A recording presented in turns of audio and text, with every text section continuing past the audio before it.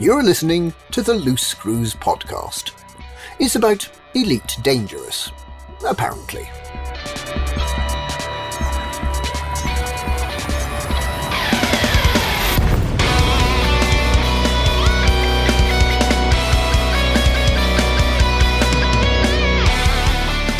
Hey y'all, it is March 12th, 2020, and this is Hillbilly Banjo Radio, formerly Loose Screws.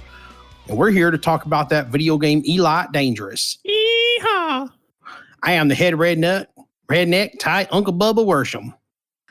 And I'm from Texas, and with me is my other Texan co-pilot, Commander Kaizen. How's it going tonight there, Bubba? Aha! I'm a picking and a grinning. Oh, yeah. And we also got our audio. I can't do this anymore. I was panicking. Trax was like, fuck, don't make me do it. Don't make me do it. I'm from Boston. I can't do that. Accents are for my free time, not for on air. Wow. I stuck What's that in your on safe word purpose there, on you Trax? guys. What's your safe word? The safe word is onion ring. The safe word is... Oh, shit. Oh, fire away. All right. So let me introduce our audio engineer and head of the Distant Screws expedition, JN Trax. How's it going tonight, Trax? It goes. We're way out in space. now, Ty, I think we need to explain that introduction for some of our listeners who might not have a clue what the hell just happened to them.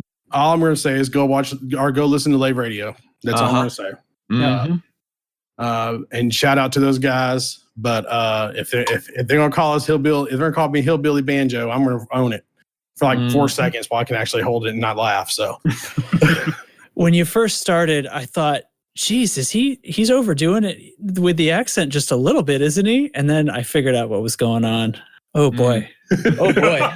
So wait a second. What Trax is saying is for the first handful, for the first maybe dozen seconds, he thought, okay, this is within our parameters.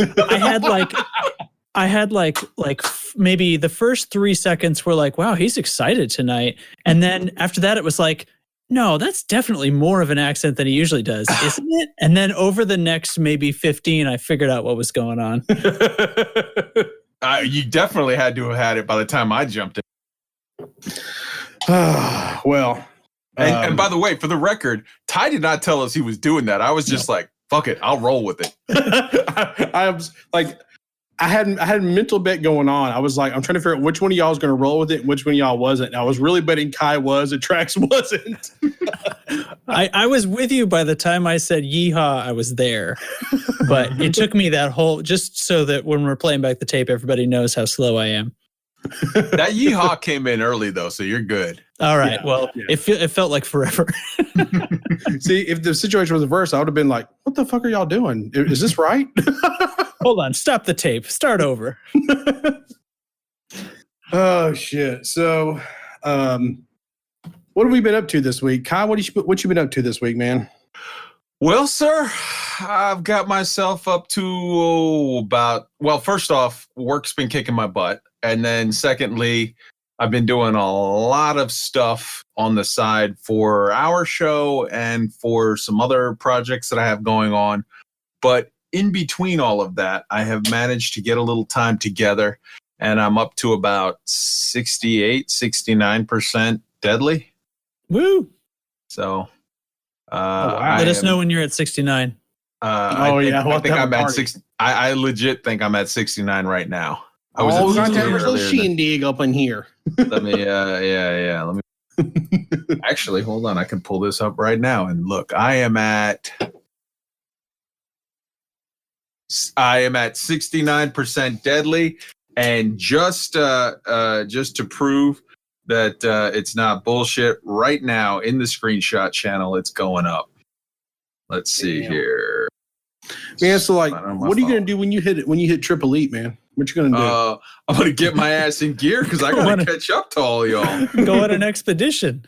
Yeah, I got an expedition that I'm a little late for, but yeah, I just had to get my stuff in order here. Let's see.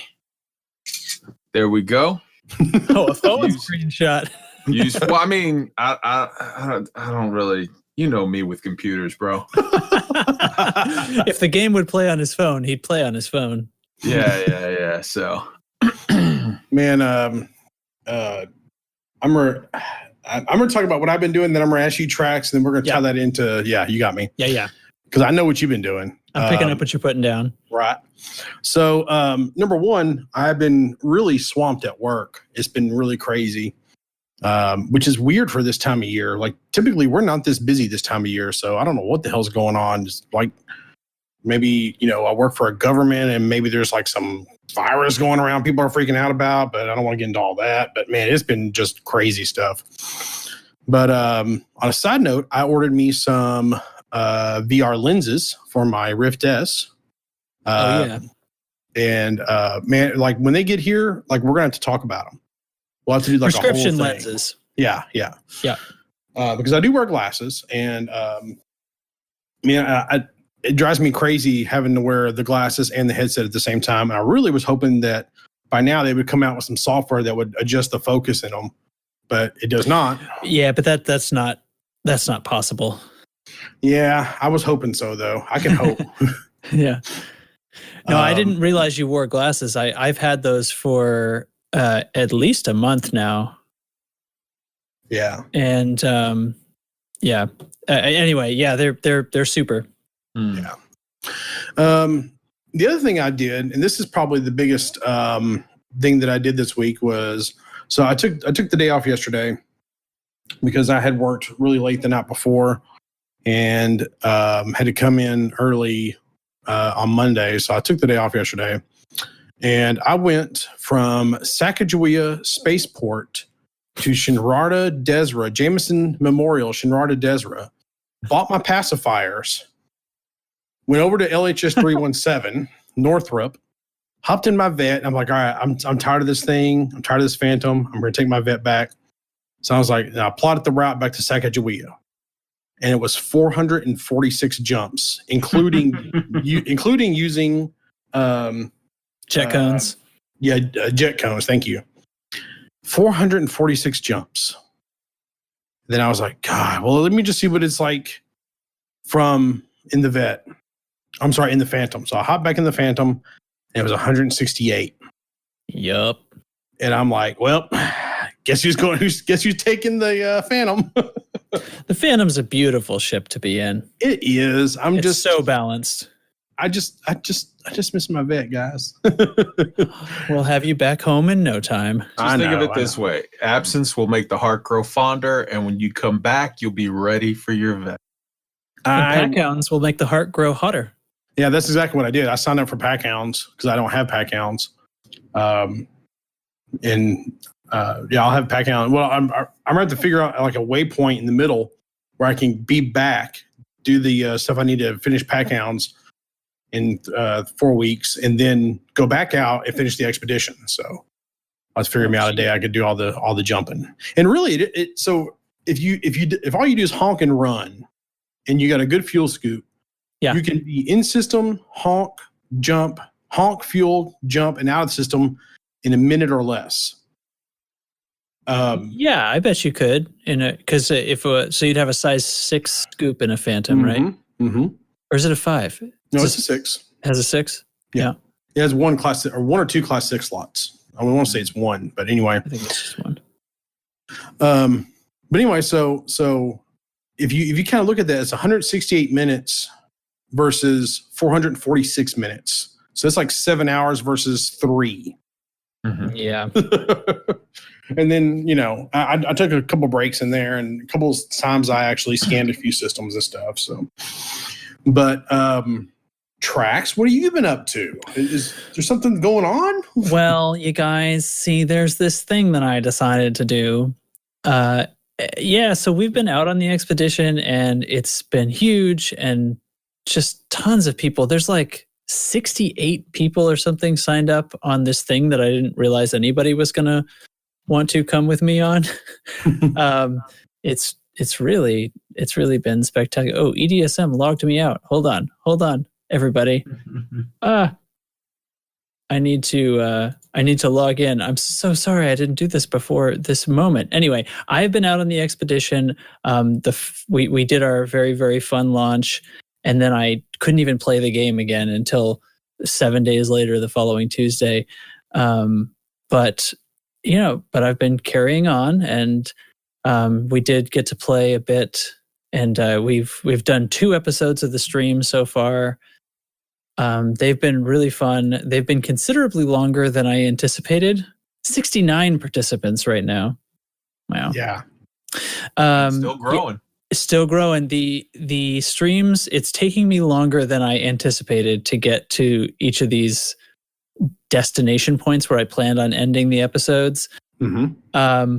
But, hey, I'm sticking it out. I want to stick to the schedule because I want this archive of videos, right, to be like, this is actually what it's like. I am using some Jetcone boosts opportunistically, but I'm not like Neutron Highway or anything. Right. But really, even to keep, what the last stream was like almost 5 hours. Mm-hmm. And that was just like pretty much the only time I stop to scan anything is if I see something valuable in the frequency range of like Earth Likes or Water Worlds or something. And after that, I just generally honk and go until we get to the waypoints where there's something pretty to see, and then I'll check it out. Right. And it still takes that long. But there's lots of fun conversations and things like that going on in Discord, and hopefully everybody seems to be enjoying themselves. The Screenshots channel is just a mess of beautiful, wonderful pictures. It's I can't decide if it's more fun for me to do it or to just watch everybody do it and talk about how much fun they're having and get to see all the screenshots and stuff. It's really something. So let me. I have had more people say stuff like they are having more fun on this expedition than they've ever had in this game. I've had more people tell me, they have said, they have messaged me and said, I'm so glad that I decided to hop into this Discord. I'm so glad I decided to do this expedition. And then I've had a few people say, thank you for putting this together. And I corrected them real quick and say, hey, this was tracks. I didn't do anything. I just showed up. So I'm hoping that they're messaging you the same thing. So. Yes, I'm hearing quite a bit of that too. And Oh yeah. Yeah, you didn't do nothing. You stood up as the Loose Screws fearless leader that you are and said, yes, do this. Do you want to go over the stats real quick? Yeah, sure. So let's take it right from the top. Yeah. So there have been 15,062 jumps so far for a total distance of 1,066,701 light years. 84,695 celestial bodies have been scanned, and 1,928 of those mapped. Let's see. That is hard to read. Hold on. Yeah. So 1 million light years. Yeah. Is 5.878 to the 18th power miles. Well, that's why we don't measure things in miles out here. I had to go look it up real quick. I had to know. Yeah. So we've collectively used 72, almost 73,000 tons of fuel. We've fired over 12,000 probes. 6 commanders have died. Yeah. And 1 commander has self-destructed. And if I look back at the top, as of right now, there are 3 abandonments, which I guess means they marked themselves as no longer participating on EDSM. Yeah. I think there's a little bit of bugginess that goes on with the participants reached and participants visited stats, because I think they're all most of them are showing like too many, and I think it's weirdness because of the way I constructed the expedition. This is probably not typical, but I didn't know how to do this. I just made it up as I went along. But because I did the route as a there and back, and we hit some waypoints more than once over the course of the trip, like Colonia, for example, it's showing me as having completed waypoints 37 and 38 because they are also waypoints 7 and 8.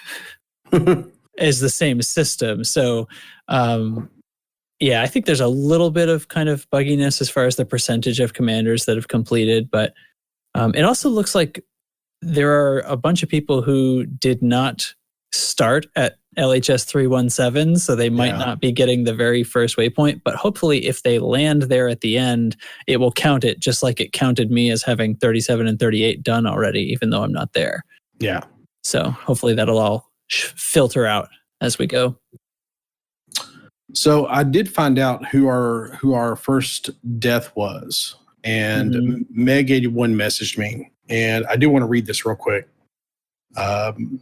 Hey, Terrible, I just listened to the latest episode, and you asked for the first dead pilot on the Distance Cruise expedition. Well, I was not the first. Oh, I'm sorry, I didn't read the whole. I skipped over part of it. I was not the first one, but the second one. I was at Gandvari system, waypoint 11. There was a mega ship called James class bulk cargo ship. LNP 723. I was receiving their emergency call, and the next second I was under heavy fire. Pirates had not gone yet, had not yet gone. I got in panic, did not notice the mast lock of the mega ship, so my FSD did not work, and I was just flying around the mega ship. And so I got killed by NPC, Patrick's Jabapar, and a Viper Mark IV rank competent. If I could put a bounty on him, I would. Luckily, this system has a station, so I did not lose the location, but all my mapping data from the starting point until there. I stopped my journey that night and was really pissed off, not sure if I would continue this trip. But on the next day, I jumped in my Anaconda and continued. Right now, I'm at waypoint 20, so maybe I'll reach Sag-A today. So long, Meg81. Man, don't quit if you die. Like, I've died a lot. I've gotten pissed off a lot and wanted to quit. I died when I discovered my very first black hole, got stuck in a freaking neutron star and died trying to jump back to Explorer's Anchor so I could get credit for it, and lost the freaking black hole. So then I had to go find it again. Did you? I did. But I had to do some scouting around. Like I knew about where it was, but I had to go find it. I knew what sector it was in, so I was combing it. There's a sector out there where like every freaking star's got a discovery on me on it. So yeah. Well, hey, way to stick it out, and glad to hear it's not abandoned. Although, if you're not having fun, then turn back. Right. But a lot of people have told me, like, I've done exploration before and it's never been this fun. I think it's because we're in a group and it's all the chatter. It's the chatter and the screenshots and it makes the whole game better in this especially. Completely agree. So there are some times and there are some subjects for which I am a numbers guy. Give me all the numbers, give me all the stats, give me all the whatever. With stuff like what our rank is as a squadron, I don't give a shit about the numbers. With stuff like what we're doing in Distance Cruise Expedition, no offense, but I don't give a shit about the numbers. All those stats that you just read out, it's like, oh, that's nice, whatever. Here's what I focus on with this in particular, with this Distance Cruise. Our Discord is just blowing up constantly with people sharing cool shit, giving each other, like razzing each other over silly things, one-upping each other with neat pictures or posting silly pictures or giving each other words of encouragement, talking about, oh, I met up with this guy and we did a race here. Oh, here's a picture of the three of us on a planet somewhere doing a thing. Here's this, here's that. And all of that has been amazing. There are multiple people who have been streaming as they go with this, in addition to your streams. And I'm talking about in your stream, I think at one point we had like 14, 15 people in comms. Everybody's chipping in and laughing, and you're playing these like, sound effects of like, Distance Cruise or whatever. Like all of this stuff, man, It's super, super cool. And I've heard from so many people, oh my God, this is amazing. Thank you guys for putting this together. And Ty and I both keep deflecting and just saying like, hey, this is tracks. This is all tracks.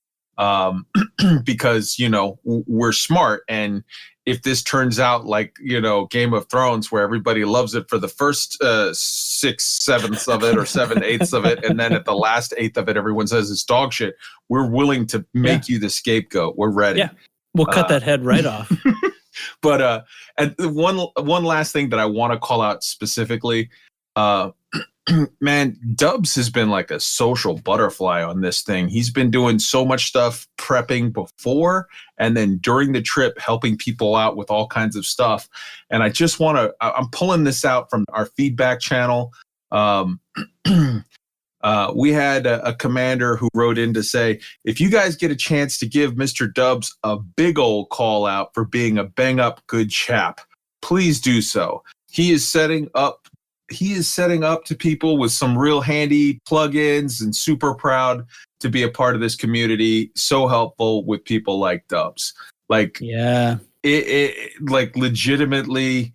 I mean, Ty, I've heard Ty helping people out, asking, answering questions like, oh, this is that. I've heard you doing it as well, Trax. Me, not so much as far as the exploration side of it for all of these programs, because I'm listening in with people going like, oh, okay, I'll get this program too.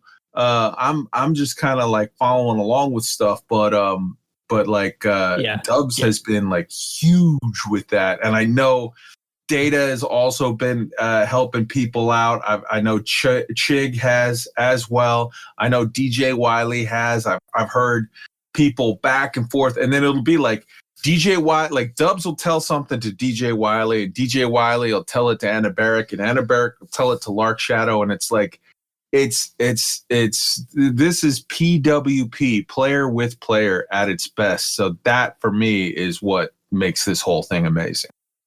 Yeah, and they deserve tons of praise, especially for, I mean, all those things, it would not be coming together the way it is.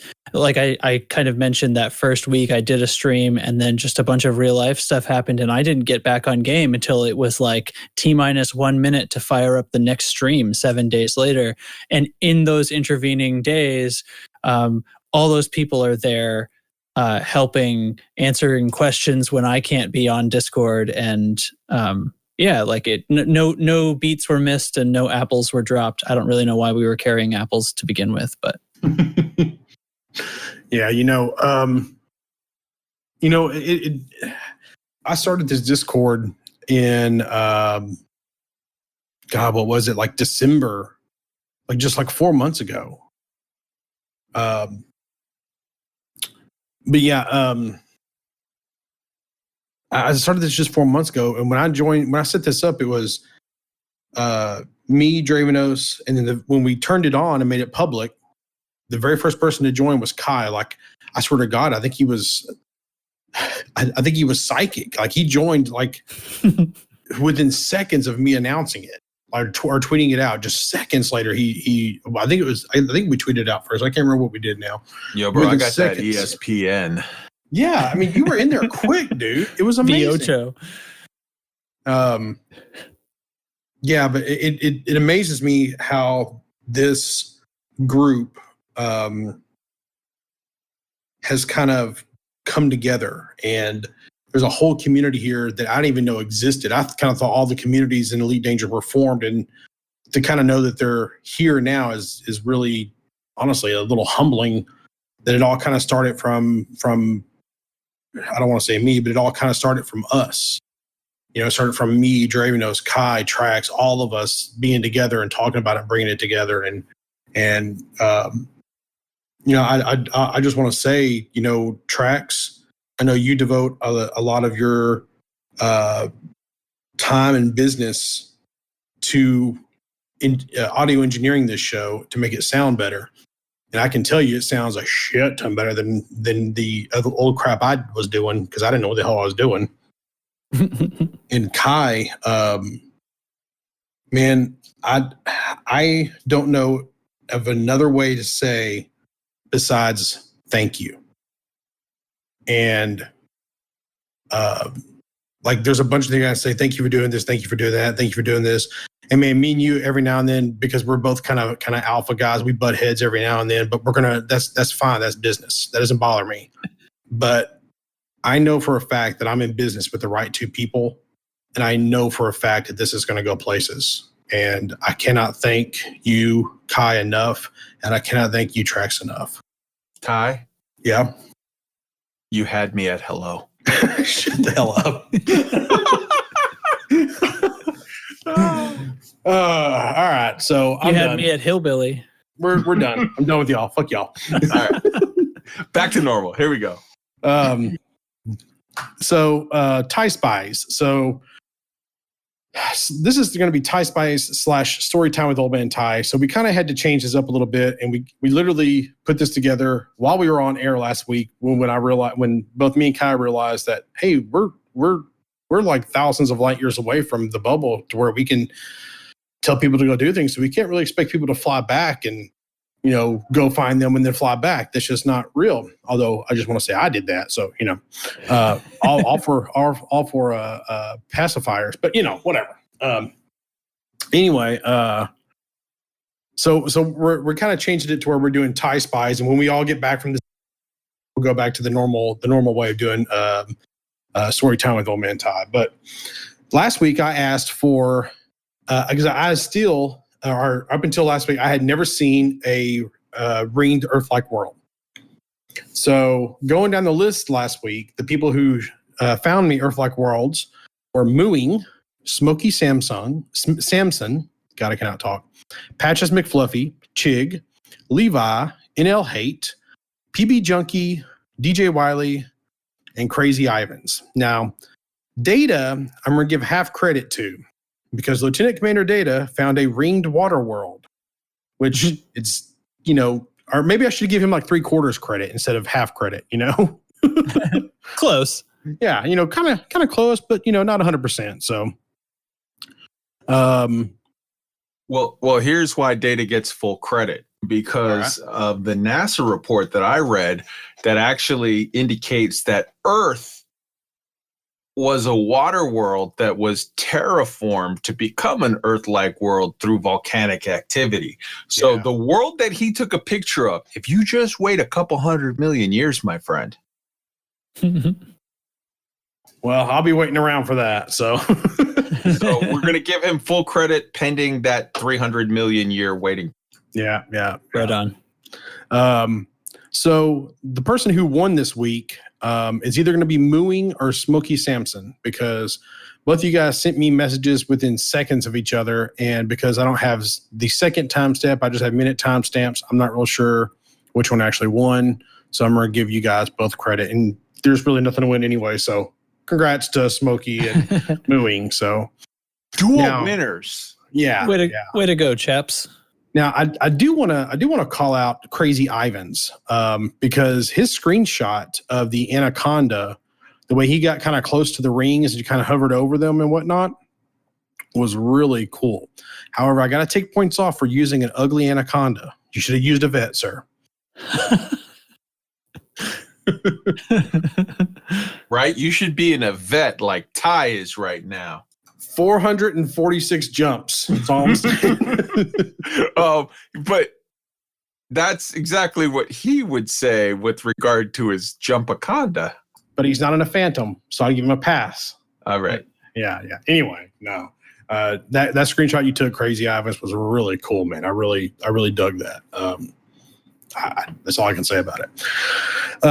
This week, I want to see the largest systems that you found, the ones with the most objects in them. Now, when you submit your screenshot of the system, do me a favor and put a message in there as to the number of objects that are in the system, because I do not want to look at a system map and have to count and try to figure out who won, because if that happens, nobody wins, not even Ty. So,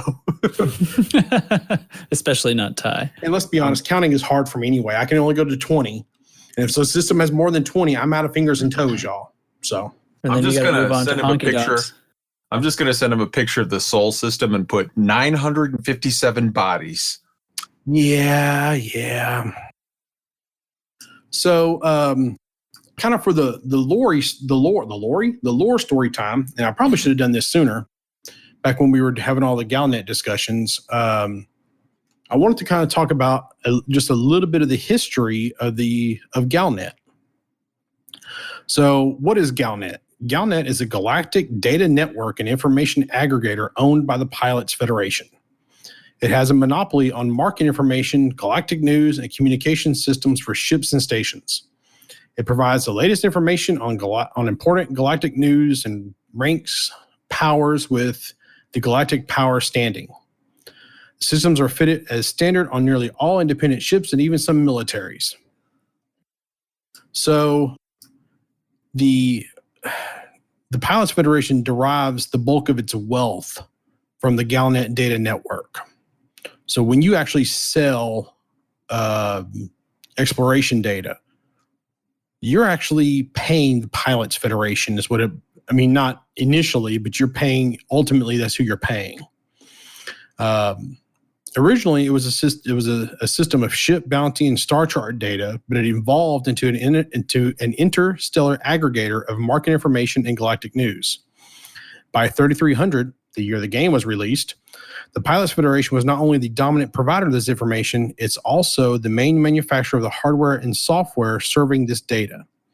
Today, Pilots Federation systems are fitted as standard on virtually all independent starships and some militaries.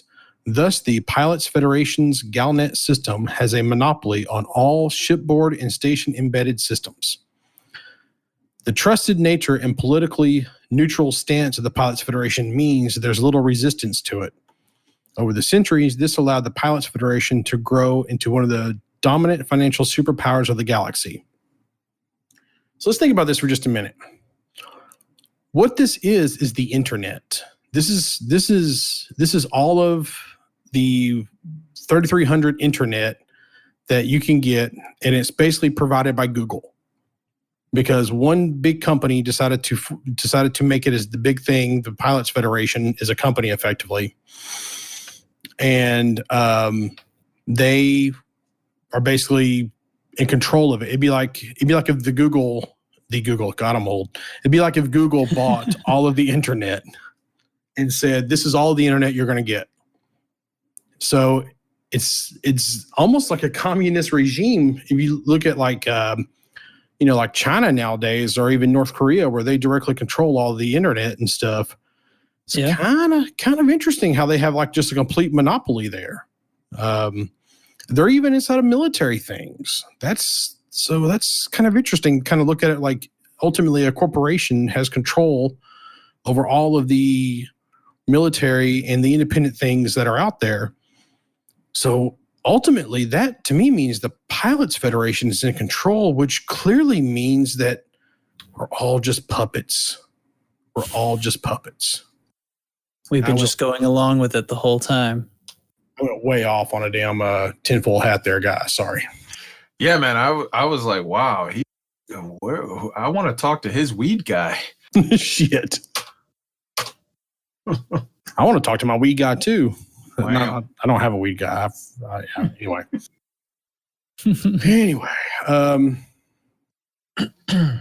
All right. So last week it was ringed Earth-like worlds, and this week it's the largest number of bodies in a system. So get a picture of the system map and make sure that along with when you post it in your description, you just put, hashtag story time, and then just put like 132 bodies. I feel sorry for the person who has to scan the system with 132 bodies. Oh, sorry. I got the hiccups all of a sudden. Yeah, man. Yeah. Did you see the picture I posted one Reddit where 29 or something the other day? It was crazy stuff. But that was not mine. It was just one that I found on Reddit. I'm not trying to make that. Oh, wow. Okay. Yeah. Well, I think that is going to spin us down into the, I almost said Elite Worlds, Elite Week. So why don't we hop back up just a little bit and get the new to Discord and then the shout outs? Oh, yeah. Yeah. All right. So let's see here. For new to Discord, we have right now 264 members in Discord. So shout outs to the new guys. We got Trowels. We got Gambit, who is the new FDev community manager, Bruce Garrido. We've got Dartlick. We've got Reno Van Dam Solace. We've got Severoon Runner. We got Big Exonus. We got Galaga Champ, Cyberdroid 45 LC, Frost Eye. We got Boo the Space Hamster. Calling out to Minsk, Baldur's Gate in the house. We've got Xenoclast. We've got Dionyse Symbiont. We've got Ye Old Traveler, Teflon 12, Mulderlock, Abu Zafar, Chris Clar 11, Thrustfuckter. Now let me just spell that for you. It's THRUSTFUKTER. That's his name. I can't do anything with it. We've got Grover Kiwi. Big shout out to Grover. Grover just joined us today. He is a commander from New Zealand who is super excited, getting back into the game, and he is getting geared up to join in on the Distant Screws expedition. So look for him on the EDSM listing soon, TM. So I just hit my mic like an idiot. The first shout out I want to give is to Dubs, because Dubs has, just like you said before, has been going around. He is basically our engineer when it comes to, no, I think we're going to call him, he's our ship engineer. That's what we're going to call him. He's our Geordie LaForge. I like that. Right He's our Geordie Cool. LaForge. Right on. When I think about Dubs, I often think about a young black man who is blind, because that describes him. Yeah. No, but I love Geordie LaForge. I'm a huge. I even love LeVar Burton from Reading Rainbow. But yeah. Dubs is definitely our call it our like witch doctor, our tinker, our engineer on ships. Yeah. Yeah. And I think that's about all I got for right now. So. Right on. And obviously, much love goes out to Lieutenant Zephyr. Earlier today, did his big shave situation for his charity thing, and we want to see pictures, right? I think Ty demands pictures. He wants proof. Yeah, okay. So, like, we talked about this before the show, and I was like, oh, I'll remember that. I don't need to write it down. And here I am, and I forgot to mention it. I'm just an asshole. Yes, definitely need to see it. Definitely need to see pics. Just post them in Discord, message them to me, or throw them up on a website or something. And we need to see the eyebrows gone too. Kai said we need to see the eyebrows gone. He's yeah. I mean, that guy is amazing, and all the love to him, man. That was a great thing. I think that's going to take us into Elite Week, if I'm not mistaken. All right. So let's start off with Kai's questions. Last week, Kai's question was, what one unique thing do you want to see, that you want to give love to, that you want to shout out, that is in the Elite Dangerous universe? And let's see. So I was on and I said Wotherspoon for Galnet News Digest. He's just the best of us. Ty called out Lave Radio, and as cheater mode, and only Ty gets to do this because he's the creator of the Screws podcast. He called out his bonus answer, which is Hello, It's Colo, which is his not guilty pleasure. It's his prideful pleasure, because Hello Colo is awesome. Trax was not here last week, so he's going to get to go, but he's going to have to go at the end because I can't take it away from these people that have already called out one. But Trax will definitely be able to call one out at the end here. All right. So let's start off at the top and go down. And I definitely should have had my notes better together for this part. I'm just going to wing it. We'll do it live. All right. So we've got Commander Evil Genius who wrote in. For Kai's question this week, I'm recommending the Twitch streamer Malik VR.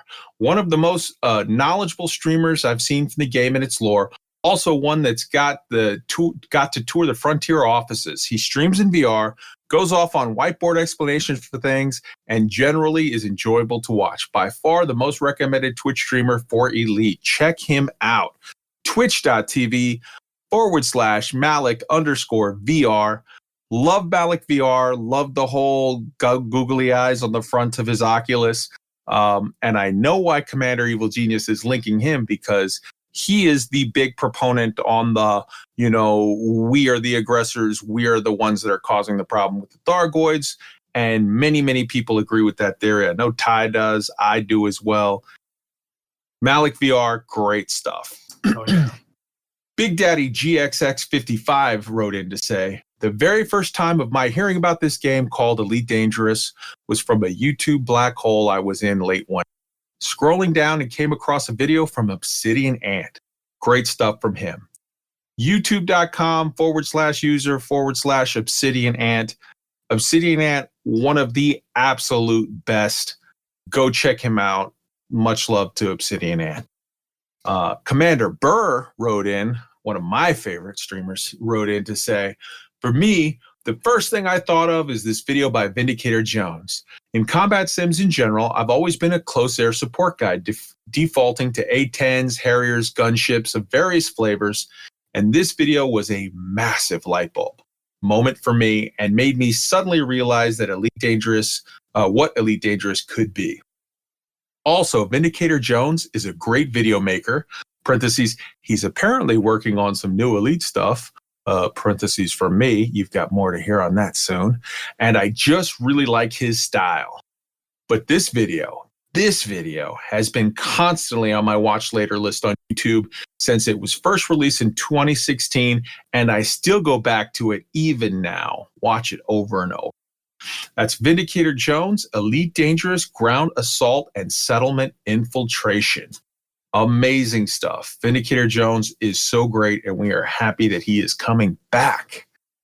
Mooing wrote in to say, one of my most used tools other than EDSM or EDD is ED Astro by Commander Vidius. You might know his exploration time lapses, but this website is full of useful maps, charts, and spreadsheets, which is what I use when I find some awesome stuff. You can find it at edastro.com. Check that out. Crazy Ivans wrote in to say, sometimes I like a little music to go with get in the mood to fly spaceships. I know there's some great songs out there. It may have come to mind for all of us. The Final Countdown, The Space Oddity, and Major Tom, to name a few. I'm not sure, however, if many people have heard of Public Broadcasting Service. They have some great NASA space travel themed music. Give it a try. So go to YouTube and check out Public Service Broadcasting Go. PBS HQ Vivo. So check that. All right. So Dr. Nagy wrote in to say, one unique recommend. Never mind. This is going back on the conversation bit of it. Let's see. My recommend would be the Broadcast. That's from Dr. Nagy, created by Commander Josh Hawkins and joined by Turjan Starstone, Greatest, and Shabuka. The podcast has been going on for a very long time, reporting on all kinds of events that happen in Elite, with special guests like Obsidian Ant joining on occasions.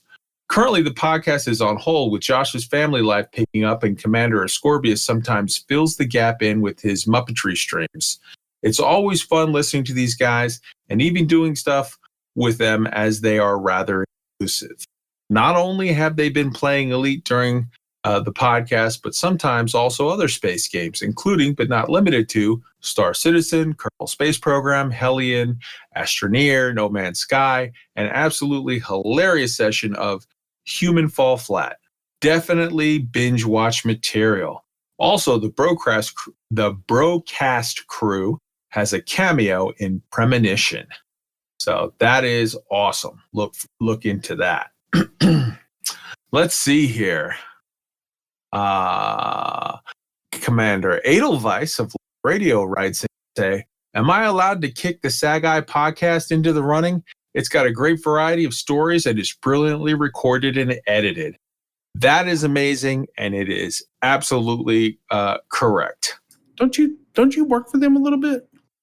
I do work for them a little bit, and as does he works for them a little bit, but everyone, including Stephen Benedetti in tonight's live stream, knows that Sag-Eye is just the absolute best. So yeah, still counts. Well, then I want to use my show host mode card, my cheater mode, and say loose screws. So Okay. If you're going to use your Shameless self-promotion. If you're going to use your cheater mode to say Loose Screws, you also have to use your cheater mode to say Dockers, Beyond Dockers, because that shit is hilarious. And I can't do it because I don't have the cheater mode card, but you have the cheater mode card, so you could do it. So why don't you tell everybody that Beyond Dockers is awesome and they should go listen to it. Loose Screws is awesome. Y'all should go listen to it. And Beyond Dockers. You heard Ty say so right here. No.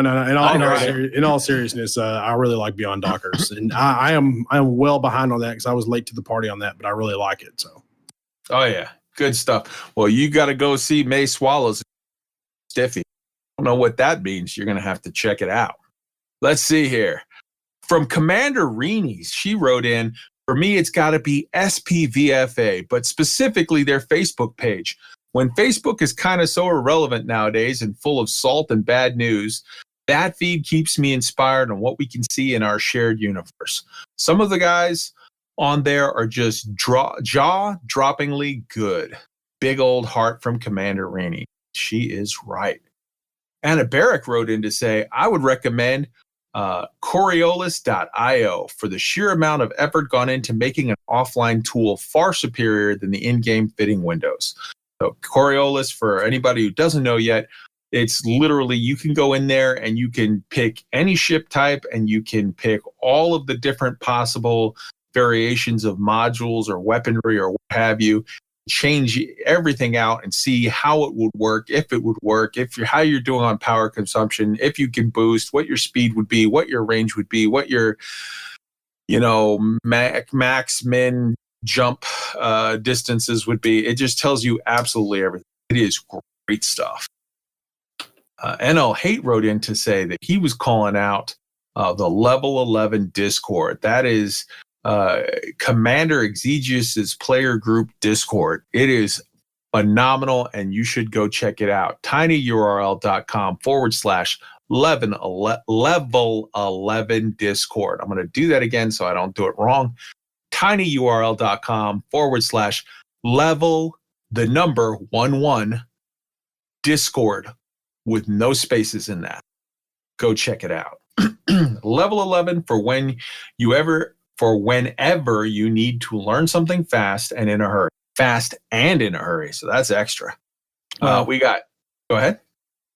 Wow, just doubling up. Fast and in a hurry. Hans Swanson. I love that. Hans Swanson. I'm going to do this banjo style. For me, I must recommend the book Elite Reclamation by Drew Wagar. And for bonus points, I recommend the audiobook even more because of the narrator's performance, the music, and the use of in-game sound effects that really bring the story to life. Hans Swanson, you are 1,000% correct, sir. Drew Wagar is a phenomenal writer, and the guy who did that on Audible did a great job as well. I have both read that book and listened to it, and it's actually great both ways. Commander Alacron wrote in to say, twitch.tv/Soldier Sailor SRA. Look, Soldier Sailor on Twitch. There's a Twitch streamer named Soldier Sailor I'd like to share. Streams usually on Sunday and Tuesday. Extremely knowledgeable, extremely great to new players. Before I found this community, this guy was my main source for questions and opinions on various things. He's always more than willing to help new players with stuff to where he'll stop what he's doing and wing up. Really awesome guy. So guys, go give some love to Soldier Sailor on Twitch. Whenever you find somebody that's like that, that's helping out people, just willing to drop stuff and help people out, that's special. That's something special. All right. Commander Richard Envy. I love that name. He chose to shout out, I recommend Ghost Giraffe for their funny, sometimes informative videos. Ghost Giraffe is amazing on YouTube. Go check it out. Ghost Giraffe. His stuff is hilarious and at the same time is like amazing. The guy is legitimately good, and the things that they figure out and do, they do neat stuff, and they'll show you very, very cool videos where it's like, hey, here's one of like a a space station or whatever, Coriolis, that actually travels through an asteroid field every 2 weeks or whatever. Or here's one where this happens or that happens. It's just really, really amazing. Ghost Giraffe is a for sure must watch. Commander Dionysus Symbiont wrote in to say, actually, that one's a double up. We got that one. All right. Let's see. Terra Priest wrote in to say, I recommend a space ambient album. Goes perfectly with exploration. It's called Solar Walk 3. So if you go and check out Astropilot on Bandcamp, so you can go to astropilot.bandcamp.com/album/solar-walk-3-event-horizon. A lot of hyphens. Go to Bandcamp, check out Astropilot and his Solar Walk 3 Event Horizon. It is good. Let's see here. Commander McPherson wrote in to say, my recommendation goes to the subreddit r/elite miners. It has some of the first elite assistants that I found, and the info there helped me to make elite in trade quickly. I really wanted to access Jameson's memorial. That is awesome, as are they. Smokey Sampson wrote in to say, surprised no one has mentioned it, but I'd have to recommend Inara. It's a great resource for keeping track of all the stuff in Elite, but the main thing I use it for is engineering. It lists all of the engineers, who has what available, and what it takes to unlock them. If you use API along with whatever plugin you use, EDMC for me personally, it can keep track of your engineering materials. You can set up a crafting list of all the engineering roles you want to do, give you the totals of what materials you're short of. You can also do the same for any modules or weapons that you want to get from TechBroker. So that's inara.cz. Just inara.cz. That is an absolutely, I think that is the single biggest tool for the game of Dangerous. Let's see. For sure. All right. Commander Alec Turner wrote in to say, right, been holding back to see what gets taken, but seeing as nobody else has mentioned it, I'm going to go with my all-time biggest Elite Dangerous inspiration, the legend that is Commander Isinona and his Flight Assist Off YouTube series. Yeah. So go check out youtube.com and look for the user Isinona. That's spelled Isinona. Isinona on Isinona made his name in the very early days of Elite Dangerous as a highly accomplished flight assist off pilot. Probably not the best by today's standards, but still pretty damn good. His videos, each around half an hour long, cover various goals he sets for himself in-game and the challenges he encounters along the way, using minimal subtitles and in-cockpit video to tell the story. He's not afraid to fail, has little interest in earning credits fast or using the biggest and best ships, but is, to my mind, the master player of Elite Dangerous. If you want to know how this game is supposed to be played, controversial maybe, but there it is, or if you're just bored of the game and just need some inspiration, forget all the guides on how to do X as quickly as possible. Go watch a Isinona video and learn something real. So this is like the kind of thing you have where people will talk about, well, now we got Michael Jordan and we got, this one and that one and the other. But like, for me, Wilt the Stilt back in the day was the guy, or, for me, you can't beat, Kareem Abdul-Jabbar or whatever. It's the same way with Isinona. When you've got a guy like Alec Turner, who that's the guy for me that I look at as my, like, blow my mind. Oh my God, I can't believe what that guy just did. When he calls back to who his heroes were back in the day, that's something to pay close attention to. So I'm about to do a deep dive through Isinona's videos. What do you guys think about that? I love that guy. That's that whole video. It's very storytelling. Really, really neat stuff. Super recommend. I really couldn't recommend it enough. It I feel like that it's kind of the story that's kind of missing from Elite, for lack of a better way to put it. But man, it just feels good. They did a great job with it. So. Right on. All right. Gav Cook writes in to say, my recommendation is ALP, just the best and most beautiful ED fan videos, in my opinion. So this is a YouTube channel, ALP. Now, just to give you a heads up, this guy is streaming, YouTube videos in German. He's all, it's in German for the most part, but like you can I've clicked on the videos and it's like, okay, you can just watch what he's doing and it's like, all right, this is cool. This is cool. I don't maybe necessarily know all of what's going on here, but I mean, I can get the context from watching what he's doing, and it's awesome.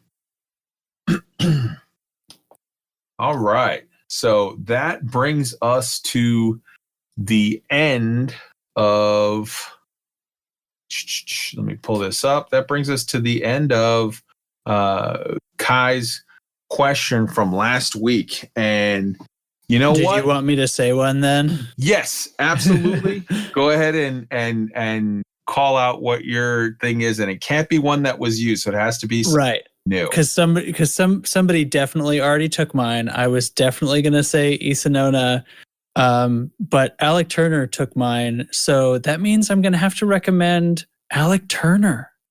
Yeah. The guy is nuts and his videos are amazing and he flies the SRV like crazy. And hey, we're gonna do a Saturday stream for the expedition and he's gonna come along with us. So yeah, we'll ask him all about it. Right on. So Trax rather is calling out Alec Turner and all things Turner. So we're talking about his YouTube channel. We're talking about his exploits with the Bucky Ballers, which you can find on the Bucky Ballers channel and Discord. Yeah, man, I cannot plus one that enough. So this week's Kai's question, and literally it just occurs to me that I didn't write one for this week. So here's what we're going to do off the dome. You're going to find out a little bit later about some news coming up with Stephen Benedetti. But so in honor of that, what we're going to say is what stream, how they do like, oh, we're doing this or we're doing that or we're doing whatever. What stream would you like to see the Frontier managers do? And this is not, you can't say like, oh, I want the stream where they show us Raxflow, or I want the stream where they answer all of our questions about Flickr. Yeah, we've heard it. Just move along. What I'm going to say is like along the lines of like, man, I want to hear the community managers do another lore tour type thing, or I want to see the community managers do more Thargoid combat, or I want to see them do, interning with this or visit with that group or whatever. So mine is going to be, I would like to see our community managers. I know Paige, when she was one of the community managers for Frontier Development before she moved on to being a full-time streamer, Paige was a big proponent of the idea of like a journalist role in Elite Dangerous. So I would like to see, in honor of that, in honor of the lovely Paige, I would like to see our community managers do a internship with the SPVFA. I would like to see an hour long or 2 hour long or whatever stream of them going out with, you could have them go with Das Exorcist. You can have them go with Orange Phoenix. You can have them go with, whoever from a couple guys or whatever from SPVFA and do an hour-long stream of them just kind of flying around in a very picturesque place and having those guys, maybe go to the Dry Owl Awesomes where you've got between the black hole and all of the different, you've got in one system, you've got 19 different amazing features to look at. I would love to see our community managers, whether it's Steven or Will or Bruce, I would love to see them flying around with SPVFA and have SPVFA sort of give them an internship or a master class in some of the neat techniques for taking awesome pictures and videos that they do. So that's who I'm calling out. Trax? Do you want to punt to tie while you think about it? I'll say I got one if you want. Okay, if you've got one, sure. Yeah. Sorry. So if I had to ask, if I was going to be able to control and say this is what the community managers are going to do, what I want them to do is, now I'm trying to think of the best way to put it. I want them to do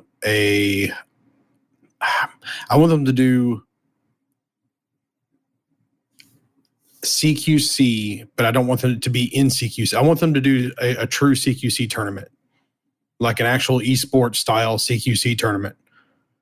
I want it to go all the way down. I want them to like invite the top 30 and do the whole enchilada, hype it up, put it like a Kickstarter or a GoFundMe or something where people can donate some money. You get some a special skin and maybe a special couple of decals or something for all your ships. And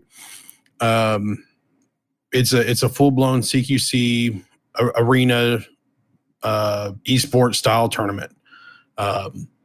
Maybe they invite the top 8 players or something to of course, maybe traveling right now is not the best idea, but they invite the top 8 players to England to have a zero ping tournament or something, and well, so I mean, so just to clarify, maybe I didn't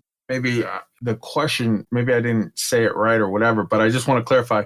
The idea is how they do streams, how they do their right. Thursday stream with the group or this, that, and the other. So you're saying what you would like to see is the community managers as a team do CQC against other people? Well, I mean, they could do that, but I'm thinking the community to host the tournament, and they do it on Thursdays is what I was thinking, and then it all ends up in being. I was going to say no. Okay, I didn't get exact. I missed a bit there because I was trying to also I'm writing up the notes and stuff. I was a little cryptic too, man. It's not no. I get it what you're saying, because I was going to say that's going to be a slaughter. These guys are community managers. They're not professional players. But what you're saying is you want them to host and do color commentary and whatnot, while 2 groups of very good CQC players go, at it hardcore, balls deep, hell for leather. And you want them to be doing the call outs and the, oh my God, and interviews after and whatnot, all the stuff around that, right? Right. Okay. Yeah, I was going to say I mean, I'm not, there is zero offense meant to any of our community managers in this statement, but I'm just going to say our community managers are not the most skilled PvP players. That's not what their skill set is. They're not hired for their dogfighting abilities. They're hired for their communication skills and their, abilities to handle public relations issues and whatnot. Okay. Now that I get what you're saying, there's no reason that they couldn't do that. I mean, you don't even have to have people travel. You could literally just get 2 really good PvP teams together and have them go at it hardcore in a private TeamSpeak or Discord or whatever, where the stream, we're watching a split screen type Team A and Team B or whatever, and the community management team do color commentary and interviews and whatever. That could be really, really cool. That could be amazing. Yeah, it would be really fun that would be a regular thing, right? Hosting these brackets and stuff. It's a great idea. I think they could do seasons and then do a spring, summer, fall season, and then for the winter have the the winners of each season come back and have one big brawl at the end of it, and then crown a champion each year. And oh man, I'd be all over that. And you know what they could also do? For sure, you could have Steven or Bruce or Will or all 3, sitting in on this. But what I think it would also be kind of cool to do would be to pair up people. So let's say you had Team A versus Team B, right? And then you have, say, Steven along with Jzod doing color commentary, so that you have Steven who is more sort of the color commentary and talking about like, okay, this is cool, this, that, and the other, and asking sort of questions from an everyman standpoint. And then you have like a hardcore, serious PvPer that's also there paired with him that can sort of point out things and start discussions that then Steven could feed off of in a cool and useful way. I think that's, you know what, Ty, I like legitimately, that is brilliant. The whole idea, and it could be a thing that they build into a thing, and it could be a thing that they really like, it generates a lot of stuff. I think that's awesome. So I watch a fair amount of Formula One. That's actually the motor racing that I prefer. I watch a lot of esports. I watch football. I watch baseball, although I won't be right now.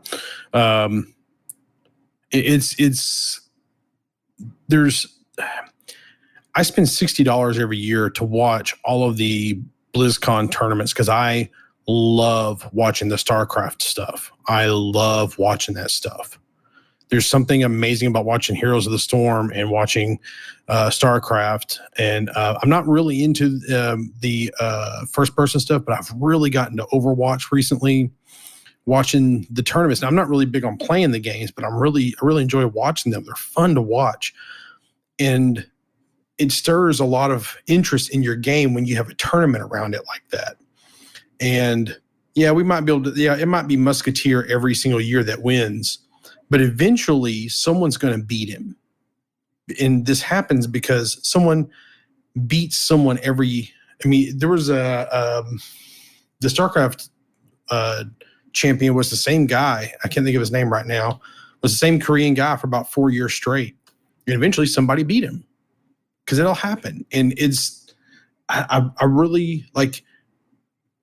I would love to just run kind of like an independent tournament and actually do the whole Kickstarter and get people to donate. I think that'd be cool. But I would really, it would really be better if FDev did it and did it like on their streams every week or something, and they could actually separate it out towards a different stream or something. Maybe do them on Saturdays or something. I don't know, but it would bring a lot of interest and people playing in it, or people more interested in their games if they did that. And yeah, man, I don't know. It feels like they have the tools there. Yeah, they need a few things to get tweaked out, but it feels like they have the tools to do it, and I just want them to do it. That is like initially, like I said, when you first started, I was like, is he talking about Will and Steven and the guy who just started playing the game going against really top ranked people? Like, that is a bad idea. But now that I get what you're saying, that is an awesome idea. All right, Trax, what do you want to see for a themed stream? So that gives me the idea that, and I obviously, this isn't an original thought to myself, but like when the new player experience came out and they took you through those rings, they're like the CQC bonus rings, but they're like a race course sort of. And everybody was like, oh man, we need to build a race course, or we need to have these assets in the game so that we can build race courses.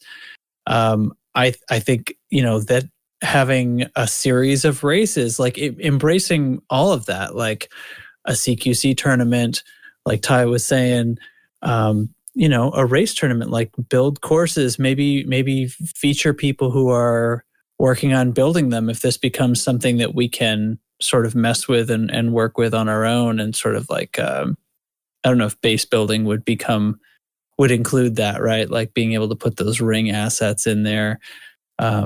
But that would all be so much fun, embracing these sort of other aspects of the game, because the players have created them as an aspect of the game rather than explicitly being a feature, So just to clarify, because there's going to be other people that are writing in on this to comment all week, and part of this was that Steven literally asked, like, hey, we want to hear what you guys want to see. So, mine was, hey, intern with SPVFA. Ty's was do color commentary over existing CQC matches or whatever. I kind of want to limit the scope of this question to things that they can do with the existing sort of things that are currently in the game, not so much adding more. Like, I would love to see them add rings and race course stuff. But so I'm guessing though, but based on the spirit of what you're saying, obviously there's the buckyball racers and the elite racer community that currently right now you're saying you want to see them maybe like Ty was saying, for doing color commentary on stuff like that. You would like to see them maybe do color commentary over like some of the high level racers. So I guess to that regard, like they do their like let's play streams and stuff like that, and some of it is a little bit. I don't know. Like I don't think it's that much fun to see like the community managers who their job is not to like play or be particularly good at the game, like sort of have to try to manage a stream and look at chat and field questions all at the same time as they try to play this game. And then we all laugh, right? Like, oh, look, they messed up. Like, that sort of seems silly. But I thought it was a really fun one that they did with Flave Radio, where they kind of created a game, and that's in that same spirit of like buckyballing and stuff like that, like create the game rules and do things like that, and to bring players along to make it kind of more interesting, so it's not just them. Those would be great. Like let's do a buckyball. Like have them teach Steven how to buckyball. And well, they have done one where he did where they did some buckyballing in the not too distant past, but I for sure would love to see them do more race stuff as well. More buckyballs. More interesting than just let's go to a Hazres and try to talk to the chat while we do it. Yeah. All right. So Trax's answer is more racing coverage, buckyballers, and racers. That's a great answer, man. All right. So that brings us down to Elite Week. All right, let's start off. Friday, March 6th. Hutton Orbital Radio Podcast. This was recorded live the previous night, but obviously, it's while it's being recorded, I'm at work, so I don't get to see it until the next day on podcast. So, Operation Hot Mess. They found 5 more stations without markets. So people have asked this, they're like, it's Operation Hot Mist, not Hot Mess, or it's Operation Hot Mess, not Hot Mist. It's actually both. So Operation Hot Mess stands for, Hutton Orbital Truckers mug every single station, MESS. And then the Mist is mods something team, MIST. Like both of them. With Hutton, they're going to come up with answers for everything. So they're both right. Right on. And I know, I forgive me, I don't know exactly what the official MIST is. I use MESS, so I know it's mug every single station. All right. They talked about ECM 20, which is sold out, happening on April 11th. Our supreme hope is that is able to go off without any kind of problems. We know Europe is currently having some rough times with regard to COVID. So definitely holding out good thoughts that everything can happen there well. Drew Waygard, the Salome live stream, which we'll talk about. Let's see. They talk about the 3 U.S. events, the Seattle, Washington. So there's going to be 3 meetups, which is just like the ECM, but like kind of on a smaller scale. It's just getting started in America. There's going to be 3 of them happening. One in Seattle, Washington on March 28th, one in San Antonio, Texas, my hometown, on April 3rd, and one the next day in Conroe, Texas, which is like a 4 or 5 hour drive. Literally, one of the guys from Hutton is going to be there in Texas, and he's going to meet up with another guy that lives in Texas, which is Buck Naked. He's the representative from Lakecon Spaceways. And so they're going to literally do 2 separate events, one in San Antonio on April 3rd and one in Conroe on April 4th. Conroe is just a little north of Houston. So, all right, we've got the new Frontier Development Public Relations hire, Jose Herreras, and the new community manager, Bruce Garrido. They talked about the Antarctic mugs. They're being sent back to Hutton for auction for charity for special effect. Wotherspoon did a hilarious Atris 5060 voice for the Thargoid report, which was great. Haxcom announced that they're suspending their report until something new actually happens. So it's not a thing for the moment. Wotherspoon, with his powerful people, Alliance President Edmund Mahon, I don't know. I say Mahon, but I'm sure I'm butchering it, because Britain's kicking in. So, right on. So they talk about his whole thing, how he was born a Federation citizen, and then he went to college, and then he became a radical, and he was like, hey, this isn't right. The corruption of the Federation is too much, and that's why he got the idea to start the Alliance, and yada, yada, yada, and the whole thing, him being a bartender, mixed drinks, amazing stuff. Wotherspoon's Powerful People is a phenomenal series. You got to check it out.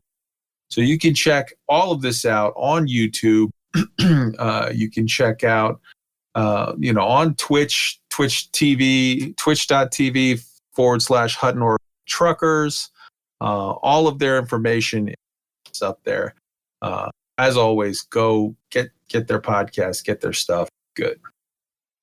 Community event, the Crazy Colonia Corrosive Cargo Caravan is still going on from February 15th until April 1st. So all of you guys, while you're self-isolating, feel free to run Crazy Cargo, Corrosive Cargo out there.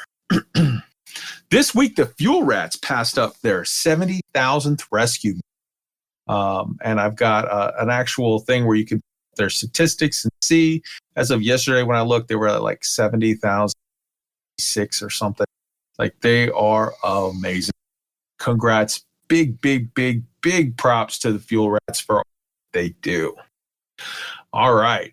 Will Flanagan posted on the Frontier forums saying that Galnet and community goals will return at some point. He wanted to clarify previous statement that was made that some people were reading to say, like, okay, Galnet is forever done. CGs are forever done. Everything is forever done.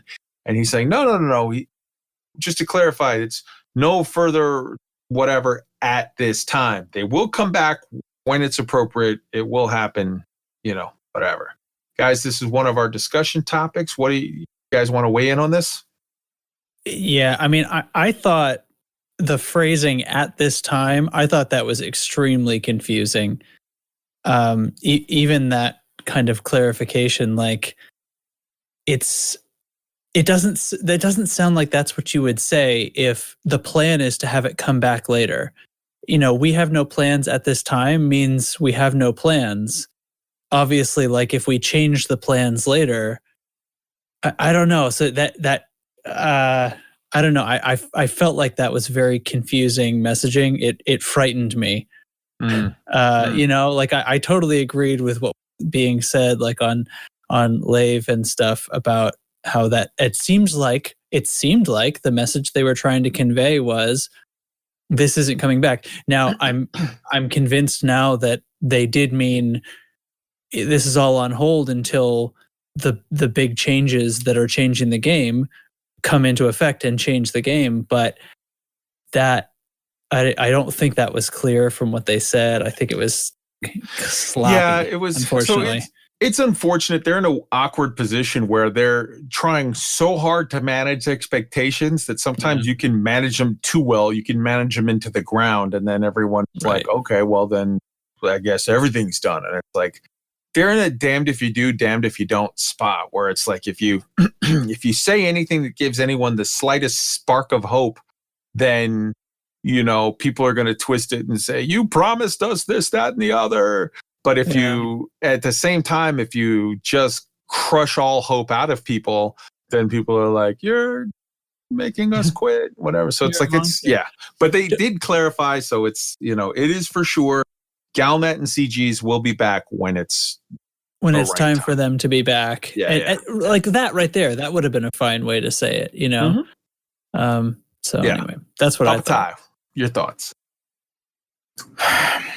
This is one of those things where I'm very opinionated about it, and I don't know how strong I want to be about it. So,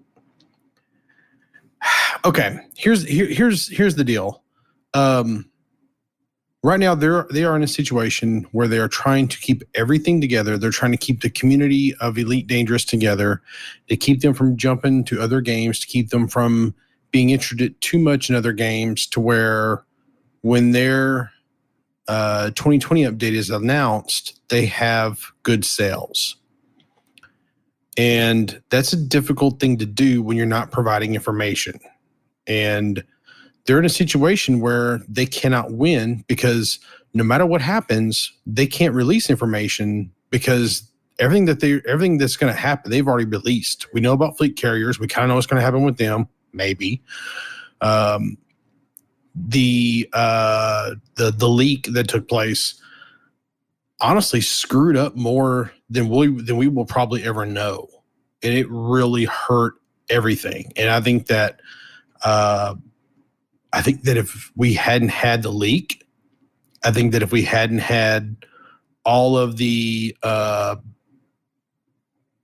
the stuff that was surrounding that, I think that we would be. I kind of feel like we'd be swimming in information right now. I mean, some of it may change by the time they get to release, but I feel like we'd have a hell of a lot more information. So when it comes to the Galnet stuff, you know, them saying that it's going to come back, I'm a big believer that it's not going to come back. I'm a big believer that Galnet, the way we knew it, is gone. And they're planning for Galnet 2.0, for lack of a better way to put it. And it'll be integrated into the 2020 update somehow. Now, I think that we're going to get something about fleet carriers, and we'll probably get 2 or 3 Galnet posts about fleet carriers when they release. But I think that whatever they have planned for the 2020 update, the Galnet 2.0, maybe it'll be a video, maybe it'll be something that's generated somehow. Maybe they have some dedicated riders that will do stuff every day instead of just 1 or 2 guys. I don't know, but maybe they'll actually have some narrative stories or missions you can fly. I don't know, but I do feel like the Galnet stuff will be different from what we have now. Okay. I could not agree with you more on the whole subject of the leaks just put everything in an awkward position. It put them in an impossible position where like they're just, it's just rough to be them right now. And I cannot wait fleet carriers to be behind us, for the new era to be behind us, and for them to hopefully be on better footing to sort of re-engage, I hope, in a different way. Not saying in a different way because they're at fault for something, but saying that they're in a different way because once they're on sort of clean footing of like there's no baggage of leaks and other stuff hanging over their head, that they're maybe able to kind of re-engage on their terms, on better terms, on a good public relations sort of platform. Yeah, I mean, maybe by the time all the stuff that we think we know about that is actually comes out, they'll just be like, okay, finally we're free. I can tell, man, when you see them, the look on their faces, it's like, I know, they're just like, I just keep getting hit in the head with baseball bats from people like telling us, tell us the thing. And they're just like, I want to tell you the thing, but I'm not allowed to yet. And I agree. It's a lot of why they're not allowed to is baggage that comes from that whole leak situation and whatever. So I started noticing this, I want to say about a month ago, and because it was back when Paige was there, and I feel like about a month ago, about the beginning of February or so, I feel like that the community managers finally, like, I feel like they got to see a little bit of what the devs were working on, but I feel like they actually got to see it, and they got to play with it. Right. like they kind of shifted from being like, yeah, it's coming, guys, to where like, oh, guys, it's coming. Y'all gonna really like it. Y'all wait. Just nope. It's like right there at the tip of their tongue, and they want to say it, and they just want to blurt it out. It's gonna have storage. It's gonna have lasers. You're gonna be able to fly the damn thing. It's gonna come with the Panther Clipper, whatever. I feel like Sharks with freaking laser beams. yeah, yeah. I feel like they are ready to say it. And I feel like they have it all in their head what they want to say. I know because like we got some things coming up that I want to say that's like on the tip of my tongue. I just want to be like blah blah blah blah blah. I can't because there's other things around it. And and I couldn't imagine being sitting on fleet carriers or sitting on the 2020 update. And I feel like they just saw. Maybe they didn't see the 2020 update, but maybe because I would bet that the community managers are some of the last to know. I don't know that for a fact. I would be the safe way to do it. Yeah, Right. I mean, you definitely. It's like I always love when you see these. You see these live streams and people are like, tell us about Raxxla, and it's like, hey, not for nothing, but let's say you're David Braben. Is there a chance in hell that you're going to say a word about Raxxla to the poor fool whose job it is to go out and tap dance while people throw baseballs at his head at 90 miles an hour for like an hour twice a week? Like the last person in that the janitor is going to know more about Raxxla than the people whose job it is to go and talk off the top of their head about it. Like just from an OPSEC standpoint, there's no way any operational security plan is going to include telling the people who go out on live streams for a couple hours a week anything about Raxxla. Yeah. Like, well, it's kind of funny you mentioned that because like one of the things I do for a living is IT security type stuff and the person who has access to literally every office in a building is always the janitor.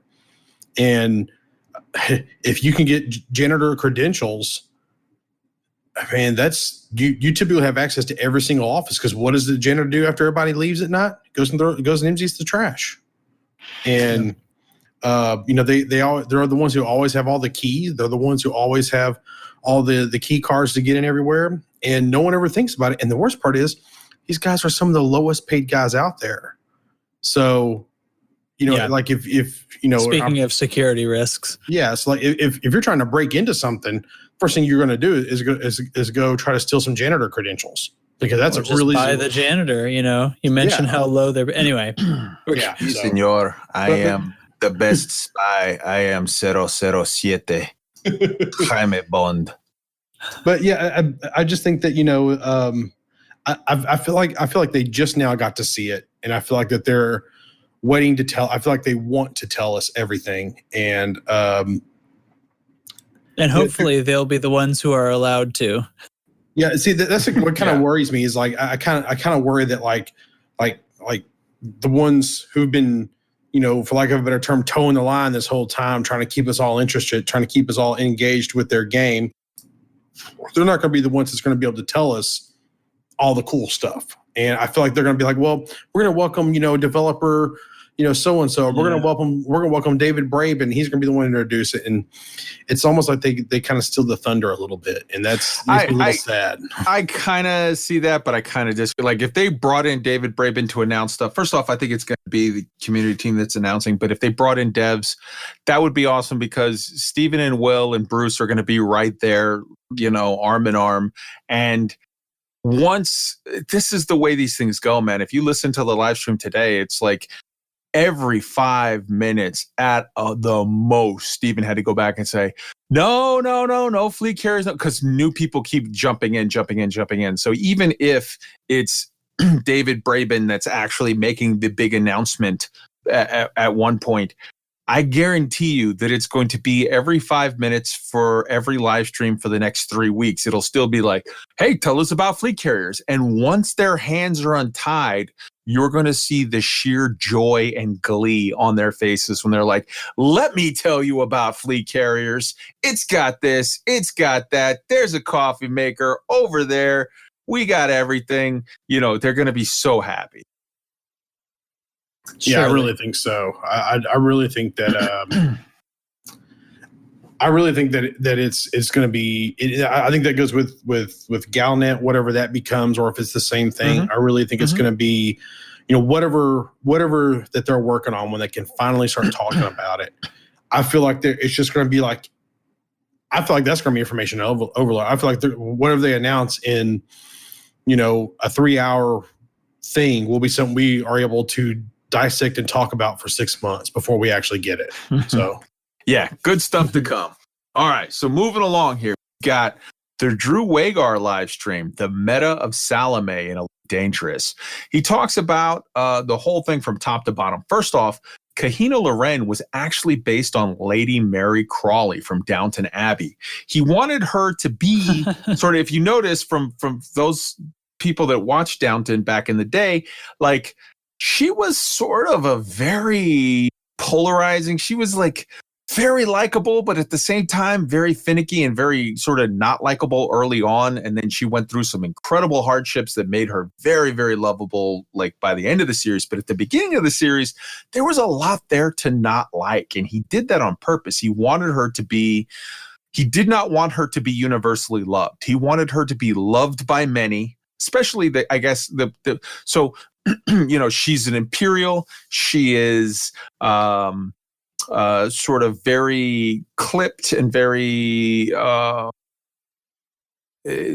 got a way about her, and she would and he would jump in as her and make like plant stories in Galnet or plant stories in the game where he would jump in character as her and make these declarations or proclamations that were very, very divisive. Federation players did not like her by and large. I mean, maybe the people that were coming to it from having read the book first did, but he wanted her to be a character that was 50% loved and 50% hated, so that she would be, instead of being sort of a Mary Sue character that everyone was rooting for, would be a more sort of fleshed out real person type figure, where if you mention someone in politics, pick a name. You mentioned, this one or that one or the other, and I don't even want to pick a name because then we go down that road. But you're going to find, at least on American political terms, you pick a name, you throw it out there, and like a lot of people are going to be yay, and a lot of people are going to be nay, and that's exactly what he was going for. Okay, so he discussed the whole event from the best of his recollection. Keep in mind, this is a couple years on. So he's mentioning it and discussing all the stuff, and I believe that everything that he's saying is completely honest. But there were several points where he was saying stuff, and then other people that were sort of around the event were saying, well, this happened or that happened first, and then this happened. And he was like, oh, yeah. And so it's interesting to see his viewpoint of this, 100% truthful, but it's interesting how other people chip in things during the conversation, and he's very open and receptive to like honestly like reevaluating that and saying like, oh yeah, okay, it's like this. At one point he was talking with Besieger, who is Harry Potter, and he's like, yeah, I think I rammed you at one point, and Harry Potter was like, no, I rammed you, and he's like, oh, okay, you rammed me. And it's interesting how sort of memories work with regard to that. Okay, yeah. So he also talked about that Harry Potter was in no way a plant. This was not a staged event. That's one of the big rumors that has been going around, like, oh, this was an inside thing or whatever. And so in a way, Harry Potter, it was staged, but in the direct way, it was not. So let's unpack that. In what way was it staged? It was staged in that Drew set this up from the beginning to be a player-driven narrative, where he did not, as I said earlier when I talked about how she was kind of modeled after Lady Mary Crawley, he did not want 100% of the players to be on Team Salome. He wanted a lot of players to fight to the death to defend Salome. And he wanted a lot of other players to hate her and everything that she stands for, or to be opportunistic, or to have the wide range of human motivations for or against. He wanted all of this sort of real feel to it. So in that way, it was staged, in that he wanted people like Harry Potter out there trying to kill Salome, and he wanted people like the children of Raxla and his wing of Shield Wing to like be fighting against. But the thought that like they specifically let Harry Potter, kill her, that it was a setup, that was not in any way what he wanted. In fact, I happen to know from firsthand account, from actually hearing it as it happened, that he uttered the statement about a half hour or whatever before, is like, just so long as it's not Harry Potter. Because from his standpoint as a writer, like, that's an intellectual property problem of like, I can't use, you can't have Spider-Man or Thor or the Ghostbusters come in and do something, because you can't write in Harry Potter into your book. So that's why he had to actually talk to him afterwards and work out a compromise of saying like, hey, give me a name. You pick the name because you're the character, you're the player who actually killed her, but you pick a name, but it can't be Harry Potter because I can't put that character in my book because I'll get sued by J.K. Rowling. Yeah. So yeah. So it was a whole thing. Then he stated, so that was the first thing that he stated. This was not in any way a quote unquote setup that Harry Potter was like, it was meant to go down this way. And that's one of the biggest misconceptions that people have, or rumors, that is just not true. That's the second biggest. The biggest rumor that is just not true is he stated that there was no further information that would have come out in any way if Salome had lived. He explains from the very beginning that they set up a series, and this whole mission, this whole event was around the idea that any of the people, of the characters from the book that were sort of actual like NPC characters, or however you want to describe it, the other people, if any of them made it, they all had like a copy of the data drive or crystal or whatever, that like if any of them made it, the whole story gets out. And then along the route, he had stopped at that hospital ship and dropped off a backup copy of the story of her.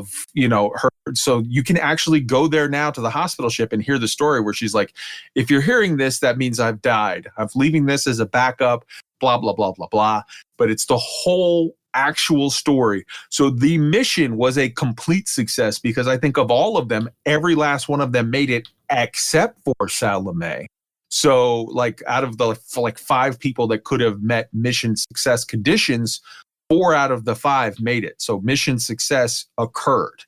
There was no extra story of like, oh, this is about Raxla's going to come out or that. And he said, he's like, I would have loved to have had more to share, but this was the total scope that Frontier Development allowed me. I could not do more with this story. And in fact, he talked about earlier in the stream that he was surprised that the event even went off, because he had kind of written her off at one point. That's why they said Salome was previously thought dead and blah, blah, blah.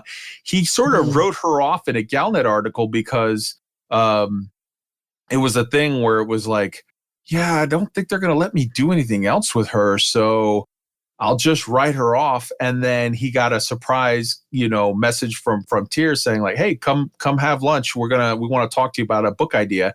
And they pitched this idea. And the idea they pitched is like, we want this sort of military industrial complex, dark story of like, the machine is sort of running things that people don't know, and that like there's this dark cabal called the Club, and this all is happening. And he was the one who actually demanded. He was like, no, I'm interested in doing this, but I also want to sort of pull this character that I've already done all of this work to create into it, to give people a sort of a pathos, a emotional touchstone that they actually care about this story. He's like, yeah, I'll tell the story that you want to tell, but I want to tell it with my character that I've already created, for the purpose of sort of making it, more engaging, or this is just how he wanted to do it. So but there was no extra like, oh, if Salome had made it, we found this out. There was no more. He had nothing else to give. He went as far as he could with that. Good to know. And I'm going to real quick add on before we do this, because I'm going to add on so that I have the video link, Twitch TV. It's under it's under Drew Wagar's channel. But in addition to that, I have linked to it the entire Salome event live footage. So earlier when I say I have firsthand knowledge from hearing it, here's where I heard it. There is a link to the actual raw footage. So you're watching like it's streamed out over several hours. It's a 3-part video YouTube series. So you can hear the voice comms and all from before it started all the way till after the event ended with Drew Wagar and his Shield Wing Reapers that they were calling in. So the Shield Wing was his like direct defenders, and then the Reapers were these offense groups that they would call in to like clear out areas. And, you hear it all happening as it happens. You hear Drew just utter the comment of like, just, hopefully we make it. If we don't make it, as long as it's not Harry Potter that kills me, that would be a headache or whatever. And then, you hear it all play out. You hear, the whole 9 yards. I went and listened to all of it beginning to end, and I felt that it paired really, really well with his recollections, because there were some things that he got wrong in his recollections. But I mean, we're all human, and he was, I believe, 100% that he was as honest as he could be. But when you watch the two things together, you see, the whole story. You see his viewpoint and a great discussion and explanation, but then you also see just the raw, like, this is what happened. And when you put those two together, you get like a fuller story of the whole 9 yards. And the last thing was he made a very big point repeatedly, both on the stream and in the raw footage, of making the comment that Frontier told him, there's no way that this is going to work. We've tried before to do events in open, and you're going to last 2 minutes. You're going to be dead in 2 minutes. And in the end, from the time that he actually got running, he had a little bit of problem in the beginning where he couldn't like log on. He kept getting kicked out. He couldn't group up with people. But when he did get going, they were going for like an hour and 45 minutes, and he made it with 6 jumps of the end zone.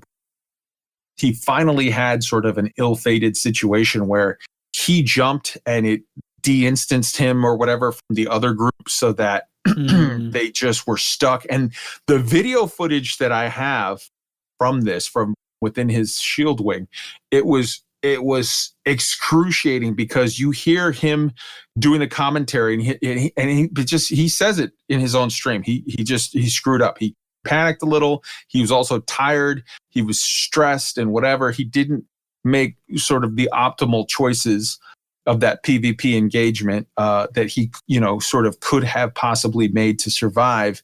But you're hearing all of this. You're hearing him describing getting attacked from Harry Potter, and like as his shield's going down and as his hull's going down and as he's getting closer to death. And through all of it, this is so excruciating. The guy the first person view you have from inside of his cockpit, he is very close by, and he hits his frame shift drive to go into Super Cruise to get to there, and he's tunneling. So he literally is just stuck on that blue space flying at you thing, and he tunnels for like 60 seconds or more.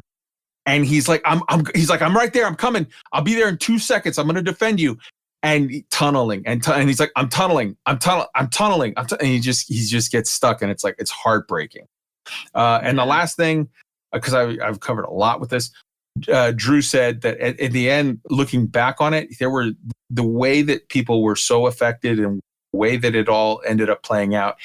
Not sure that he would have done it again. But I personally, my feeling on it, even if this was a big thing done badly, and I don't think it was. I think this was a big thing done like 99% awesome. Like there was the last little bit was rough, but so much of this worked right. But let's just for a second concede the point that it was, horrifically bad. Okay. A big thing done badly is still being discussed years later and is still going down as, I think maybe, if not pretty for sure, it's got to be this or Distant Worlds. One of the two are the biggest stories in the history of Elite Dangerous. So this was a guy who wrote a story. This was a player-driven event, and we're still talking about it years later. I would encourage Frontier Development. I would encourage the community managers, if you're hearing this, pass your word back up to your bosses. Just do more of this, because even if it's not exactly like this, even if it's something, this was a thing where he was logging on for 6 months. He was making weird statements. They were planting stories in Galnet. There were like multiple CGs. There were multiple community goal events where you could support this team or that team. And there were a lot of people that were, going on the side that was against what she was doing. This whole thing generated just so much richness. And I think it was actually done well. But I get that there was, hard feelings at the end of it. But even if you have to change it a little bit, there's so much. I think this is the one thing that you would point to as the biggest event, the biggest thing that so many people were invested in. They loved, they were interested. They still want to hear the story about it now. If you can make one of these, something like this, happen every year or two in Elite Dangerous, we're going to do nothing but engage and grow and make more and more people game, man. So many people start EVE because they hear about some crazy big ass war or something that happened where somebody stole the Titan and destroyed a station. You want people talking about your thing, about the amazing story and narrative that's happening in your thing, man. Cannot stress it enough.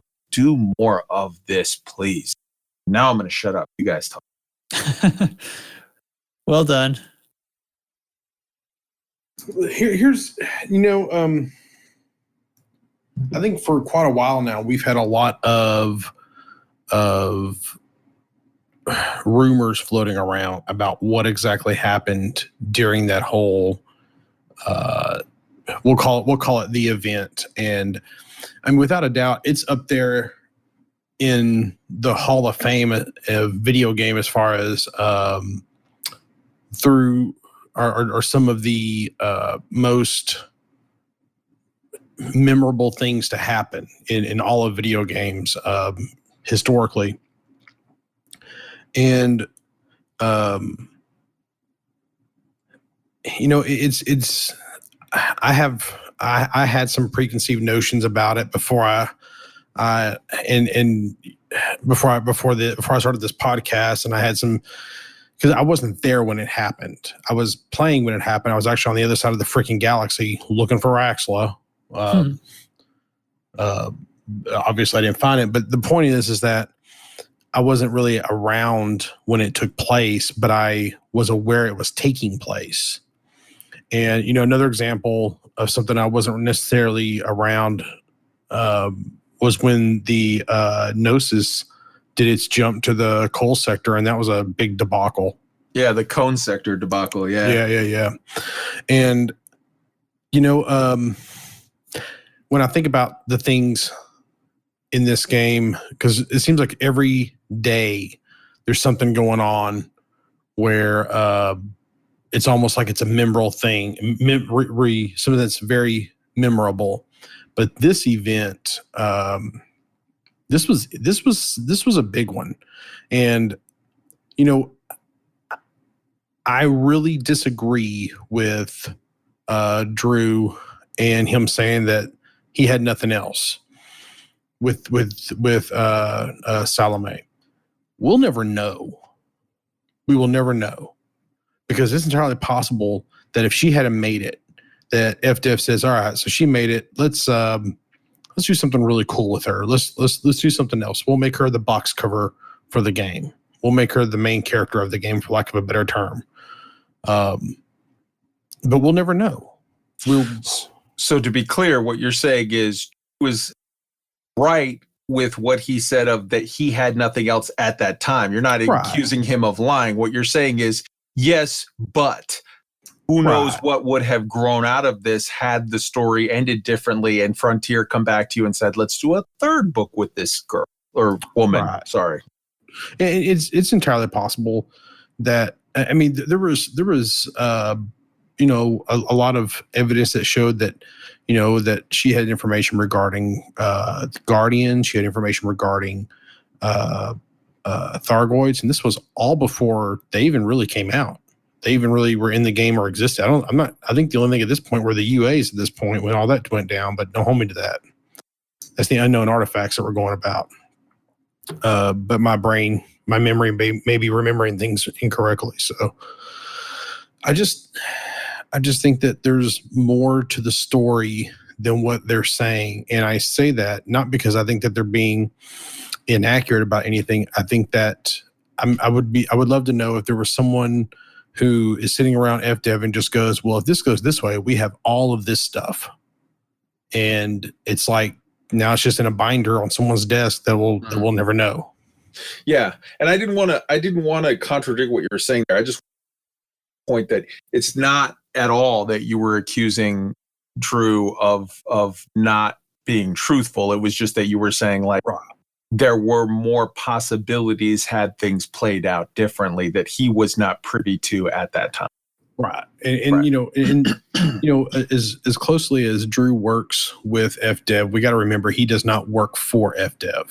And he does, well, I mean, I guess technically he does when he's writing a book for them. But as a contractor, yeah. But he'd be an independent contractor. And at that point, they give him access to only whatever information they feel is appropriate. Or he might go to them and say, hey, I got this idea to do blah, blah, blah. And then be like, well, we really want this to happen. And he'll be like, all right, well, so I'll rewrite it to fit this or whatever. And without a doubt, they got a good working relationship. And without a doubt, I feel like he has access to information that we don't, but I guarantee you he doesn't have the whole lore book just sitting on his shelf somewhere.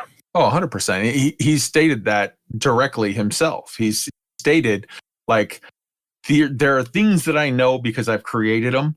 There are things that I know because they've told me them. And there's things that I don't know that they've just said flat out, like, this isn't in your area. We're not answering questions about it. And to give you an idea, a good example here is like, I used to truly believe that the man knew where Raxla was. But now I've come to the conclusion that he doesn't know. I think he's got a good theory about where it is, but I don't think he actually knows where it is. So. Now, I think it's also possible that David pulled him aside and said, hey, you want to see Raxla? And showed it to him at some point, but didn't tell him where it was at, you know?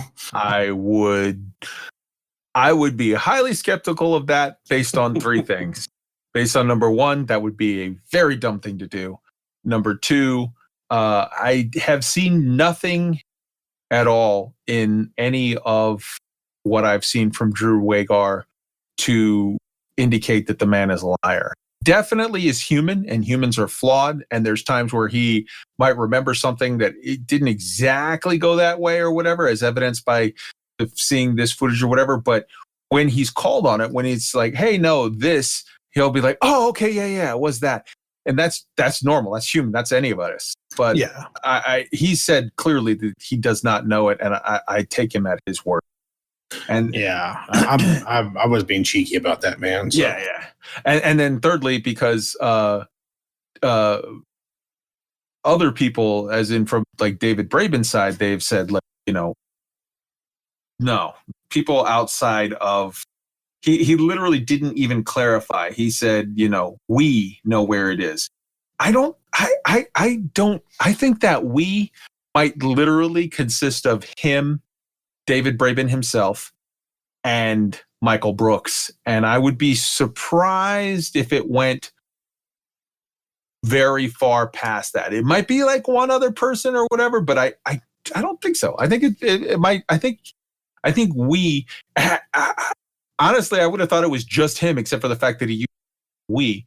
So when you say we, I mean, unless it's royal we, like I think he's talking like one or two people. I would not think that, you know, general developers, much less community managers, much less, you know, other office staff, way much less outside contractors have any idea about.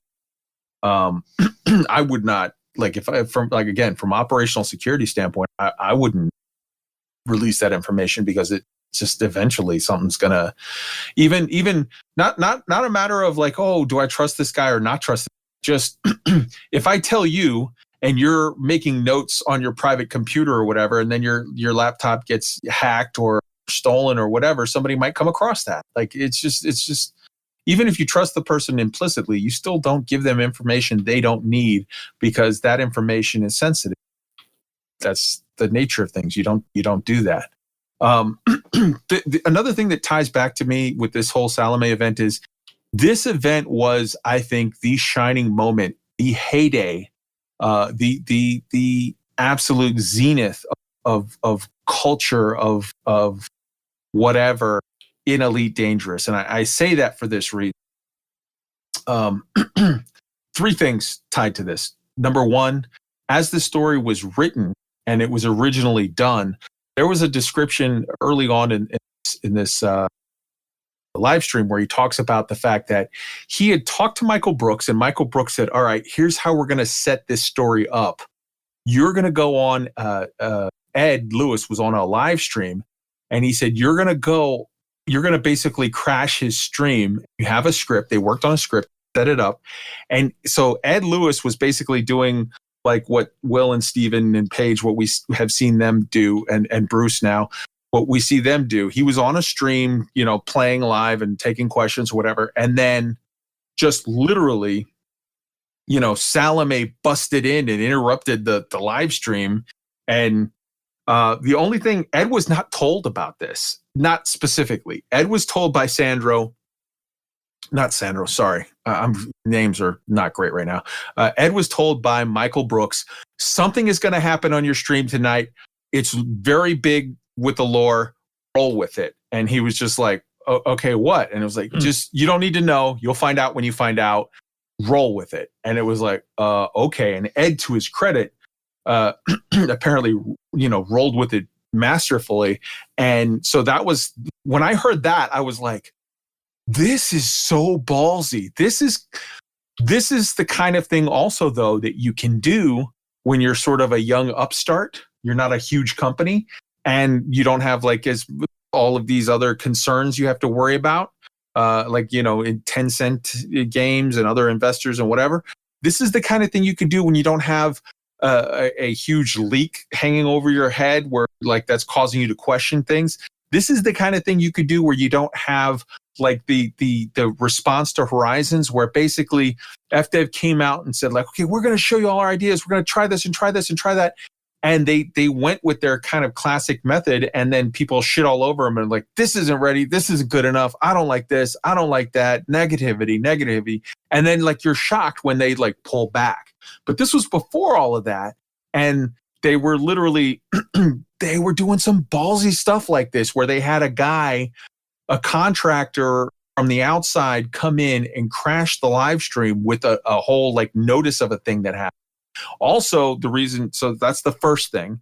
The second thing, this tied into Distant Worlds. This was literally, they were out on Distant Worlds at the far end of the galaxy, right when this whole story sort of popped up, and Salome popped up out there, out in the middle of nowhere on the ass end of the galaxy, and said like, hey, you guys got to get back to the bubble. There's some big stuff going on, and I got to tell you about it. And those guys were like, oh shit, all right. And then like rush back. So like, imagine Distant Worlds is happening. They're doing ballsy stuff on live streams where they're like, they're playing fast and loose with things. And the team is just so fast that they're like keeping up with it and making it work. And then it led to this, like all of like these three things together is like, I want to go to there. I want to go to that game. I want this team to get back into a position where they can reach for something like that. Yeah, I think that's out of the horse is out of the barn, though. As far as at least some of what you said, I don't think that can ever come back. Especially about the way they released Horizons and the way the reaction was. I think for sure they're just not going to do that anymore. So I don't know how much of a shame that is. I do think the rest of it, like they could lean in heavier to the storytelling and it would be to the benefit of everything. But my opinion. We probably need to steer forward, but the last thing I'll say is FDev is not the best at telling their story, but they have really good stories, and I wish that they would get better at telling their stories. And this is one of the better stories that are floating around the galaxy, and I kind of wish there was a way that people could experience it again in game. And I don't know how you do that, but it would be cool to a better way to put it is I wish there was more things like this going on that we could all participate in. And it feels like these events to this degree are really few and far between, which goes back to the thing I love the most about this game is also the thing I hate the most about this game, and that you kind of have to make your own fun sometimes. Mm-hmm. So that's the last thing I'll say about it. All right. So moving along here, we've got the next thing. I've got a pair of videos here by this guy, Mattius, Mattius. Check him out on YouTube. The two of these videos, they're Project Destiny, the Hawkins Gap Sites, which is a 10-minute long video, Project Destiny, the Conflux, another 10-minute long. This is one of the sort of more interesting sort of stories. This Project Dynasty is a very, very cool old mystery in Elite Dangerous, where there was this, sort of mission, this project where they were going to on the fly, they knew stuff that the rest of the world, the rest of the humanity didn't, and they sent out this mission, and there was big questions of what was this about? What was going on? What did you know? Why did you do this? This is some real tinfoil hat conspiracy stuff, but then you find out that it's true and you're like, holy shit. So check out Mattius, Mattius, and his videos. These are two of them. There are more. Check them all out. The story is super, super well told. This guy should get some sort of should be involved in something. This guy needs to get hired for something. He does a really good job. All right. So next up, we've got Burpit with Witchspace News. The title of the video is Carriers Arriving Sooner Than We Thought? 7-minute long video. Number 1, Stephen Benedetti posted on Monday that the next patch will have bug fixes and fleet carriers together. There's a link to it. Number 2, previously FDev said that we would be getting bug fixes every 3 or 4 months. So putting those two facts together, could we see FC drop? Could we see fleet carriers drop in maybe April, May? And then the third point was the only Thursday night stream this month that Will is on is March 19th. Look for a fleet carrier announcement then. All right. Then he talks about Will Flanagan had posted same day as Witchspace News dropped on the forum saying that Galnet and CGs are not dead. They're merely on hiatus, as we discussed above. He talked about the new community manager, Bruce, and his thoughts on fleet carriers were intriguing. This is going to be a thing you're going to hear everybody basically that this week. We reported on it last week just because timing-wise, the story came out and we were able to while it was fresh. But the next morning, he said the exact same. He had the exact same. This is really intriguing, interesting. He talked about, in addition to Bruce, Frontier Development also hired PR rep, and that Dr. K. Ross is staying with FDev. So that is great news. Let's see here. Operation Ida repairing their 109th station. Let's see. We also have the Sidewinder Slaughter he covered, and he appearance on the Loose Screws podcast, the interview, and talking more about honky donks. Aw. There you go. He is suspended, the Thargoid report, for the time being because there's nothing. Casual Primetime put out a video. Casual Guide to the Galaxy, Season 1, Episode 6, 4 minutes long, The Sailing. He talks about the system Pleione in the Pleiades. It's just 500 light years from Sol. It's a binary star system with an active hot BE star, 28 Tauri. It's a classical B-type star, but instead of having absorption lines, as most stars do, it has emission lines, meaning that it projects matter outward in an excretion disk. The system boasts a beautiful asteroid-based station, the Stargazer. And because of the excretion disk, though, the star changes from the normal B-type star to a BE type, then to a BE shell type, and then back again as matter is expelled and then pulled back in through gravitational pull. This system also boasts a magnificent-looking private station in orbit around one of the planets, the Squirrel Nest Bar, which it's full of tunnels, gantries, other cool features, making it an awesome obstacle course. It's not far from not far from that is a listening post that's aimed at the depths of space, which may point to future mysteries still on. So go check out Pleione in the Pleiades, and go check out Casual Primetime, Casual Guide to the Galaxy on an episode. Saturday, Vindicator Jones dropped Long Range Reverse Key, 18-minute Mambaville video. Basically, you go flight assist off, you spin and kill it in reverse, out of range from the enemy. So it's a cool build. It's a weird, it's a funky thing. It's not like it's a slow build. Yeah, slow but to kill. It's cool.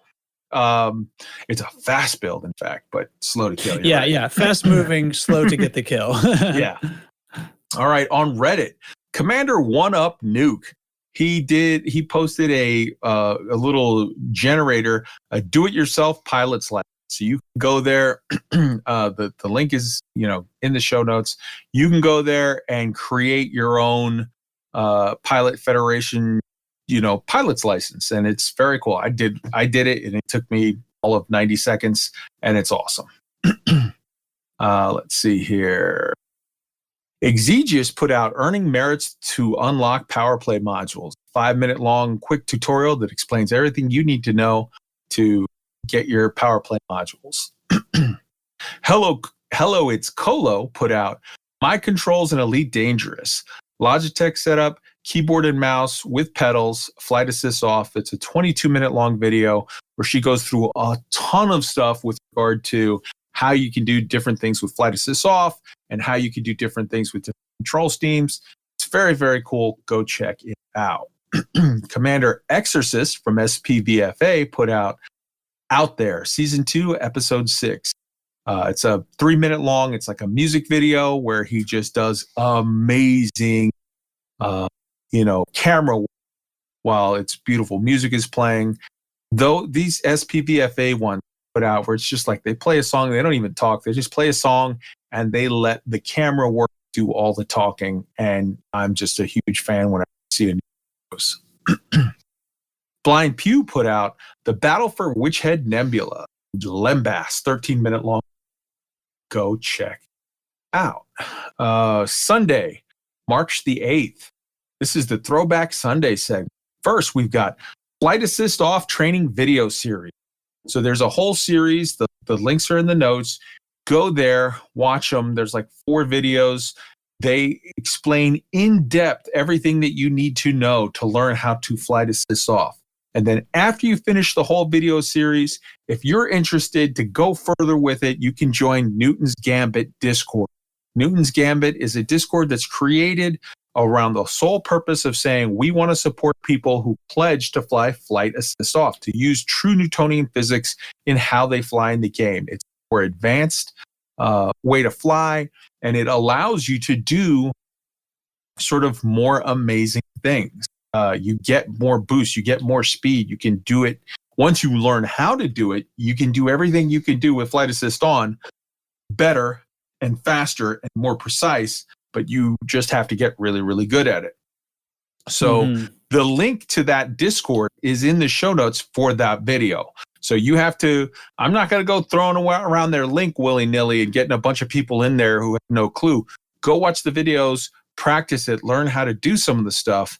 You don't have to be great to join their Discord, but you have to at least sort of understand the concept and be pledged to be working on it and to go at it. Trax, I know you have very, very strong feelings on this because you have history with. Hit us up. Well, I don't have that much history, but I did watch these when I was getting curious about what I was doing wrong.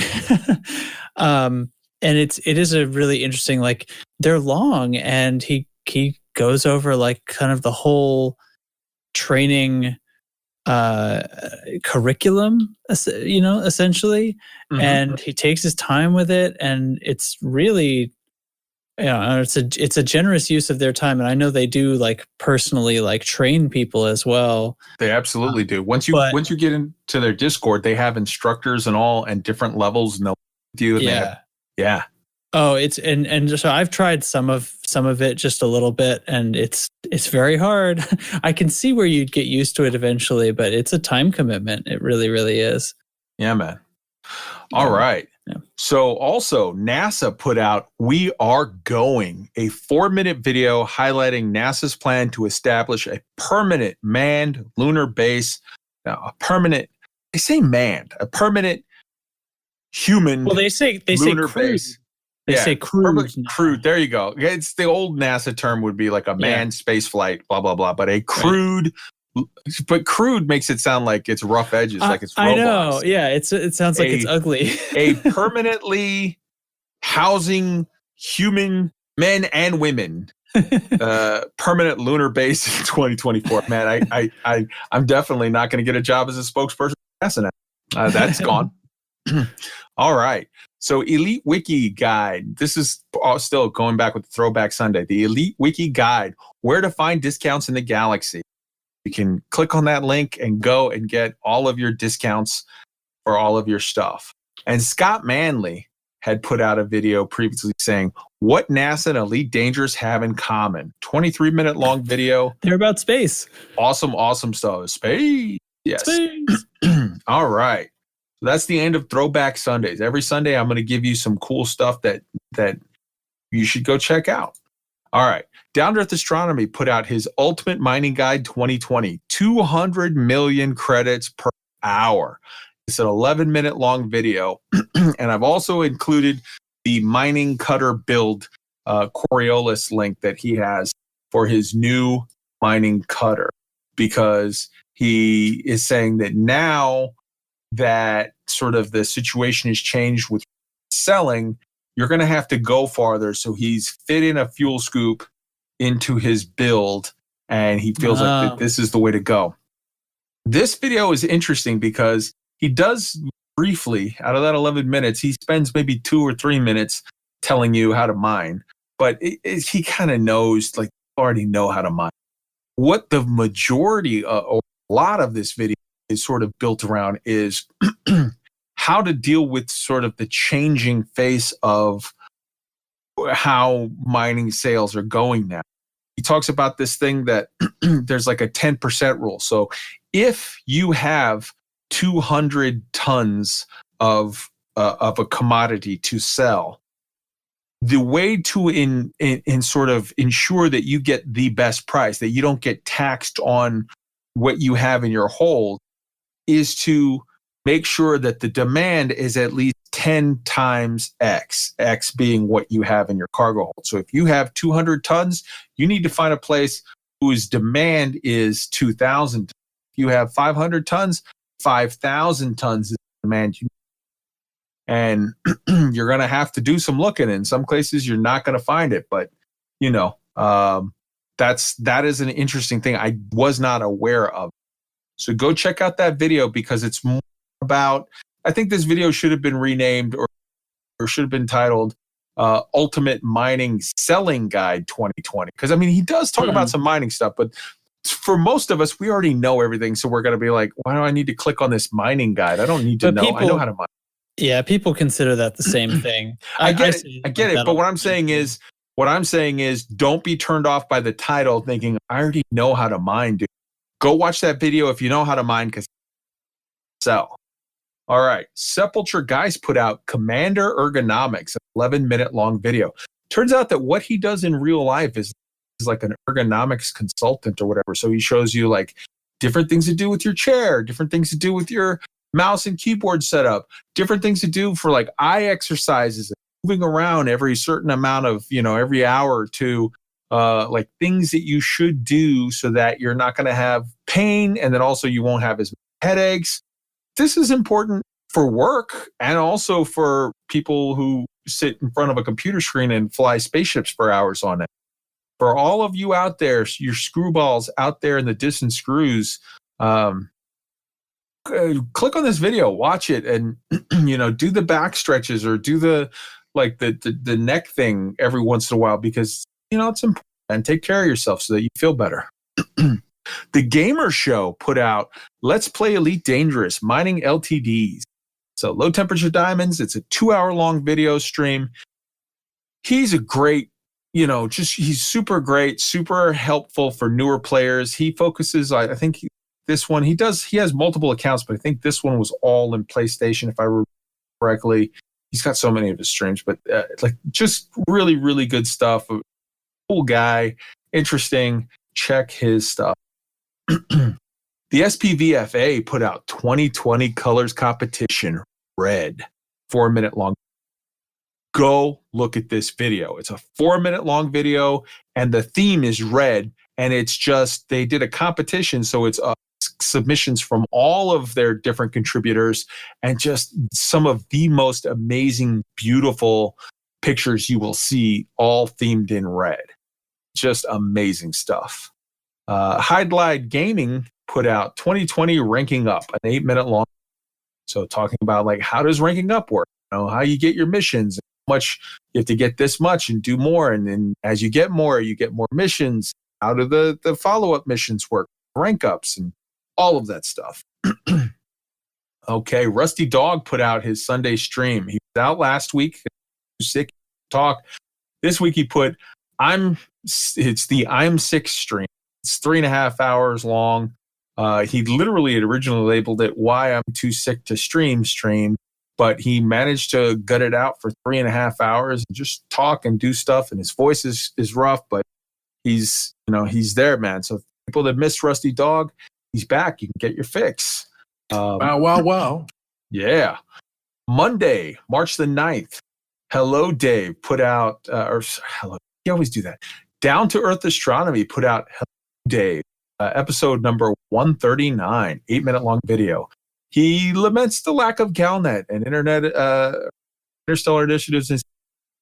He talks about the Octo Interceptor kill video that he will soon have a breakdown with an interview. He talks about his upcoming plans for his 2-month break for extended honeymoon, accepting submissions for people to take over the channel for a slot. So basically you can write him and say like, hey, I want to do a 2-hour stream as a streamer. Tracks. You could say like, I want to do an exploration stream, or I want to do this or do that. And you can literally, take his channel for a slot Thursday for a couple hours or whatever, Tuesday or, whatever. And yeah, man, get in touch with him if you're interested. The pressure. It's a way to get a lot of eyeballs on your. Yeah. Have a good idea, write him and talk to you, but you got to get it in within the next week or two because he's going to go away on his honeymoon. Congrats. EliteGuides.info will now be, he's rebranding it to CommandersToolbox.com. He's changed the focus from just guides to more things like the Shield Analyzer tool, the Material Finder, the Multi-Stop Route Planner, et cetera, et cetera. Good stuff. Check that out. Commander Eagle 131 put out the BPMC, which is the Burr Pit Mining Company, Space Mad Comms Reel. This was just a silly video. I included it because I like Commander Eagle 131. I like the Burr Pit, and it made me laugh, and it was funny. And they're just being silly, doing stuff together. This highlights to me what the Burr Pit is all about, which is the Burr Pit, the Hutton Truckers, all the guys that I love the most in this game. They're all about PWP. They're all about doing fun stuff with your friends. And you really, really should check it out because it's beautiful stuff. All right. So then Monday night was the Sidewinder Slaughter, as always, with Aegis Level 11.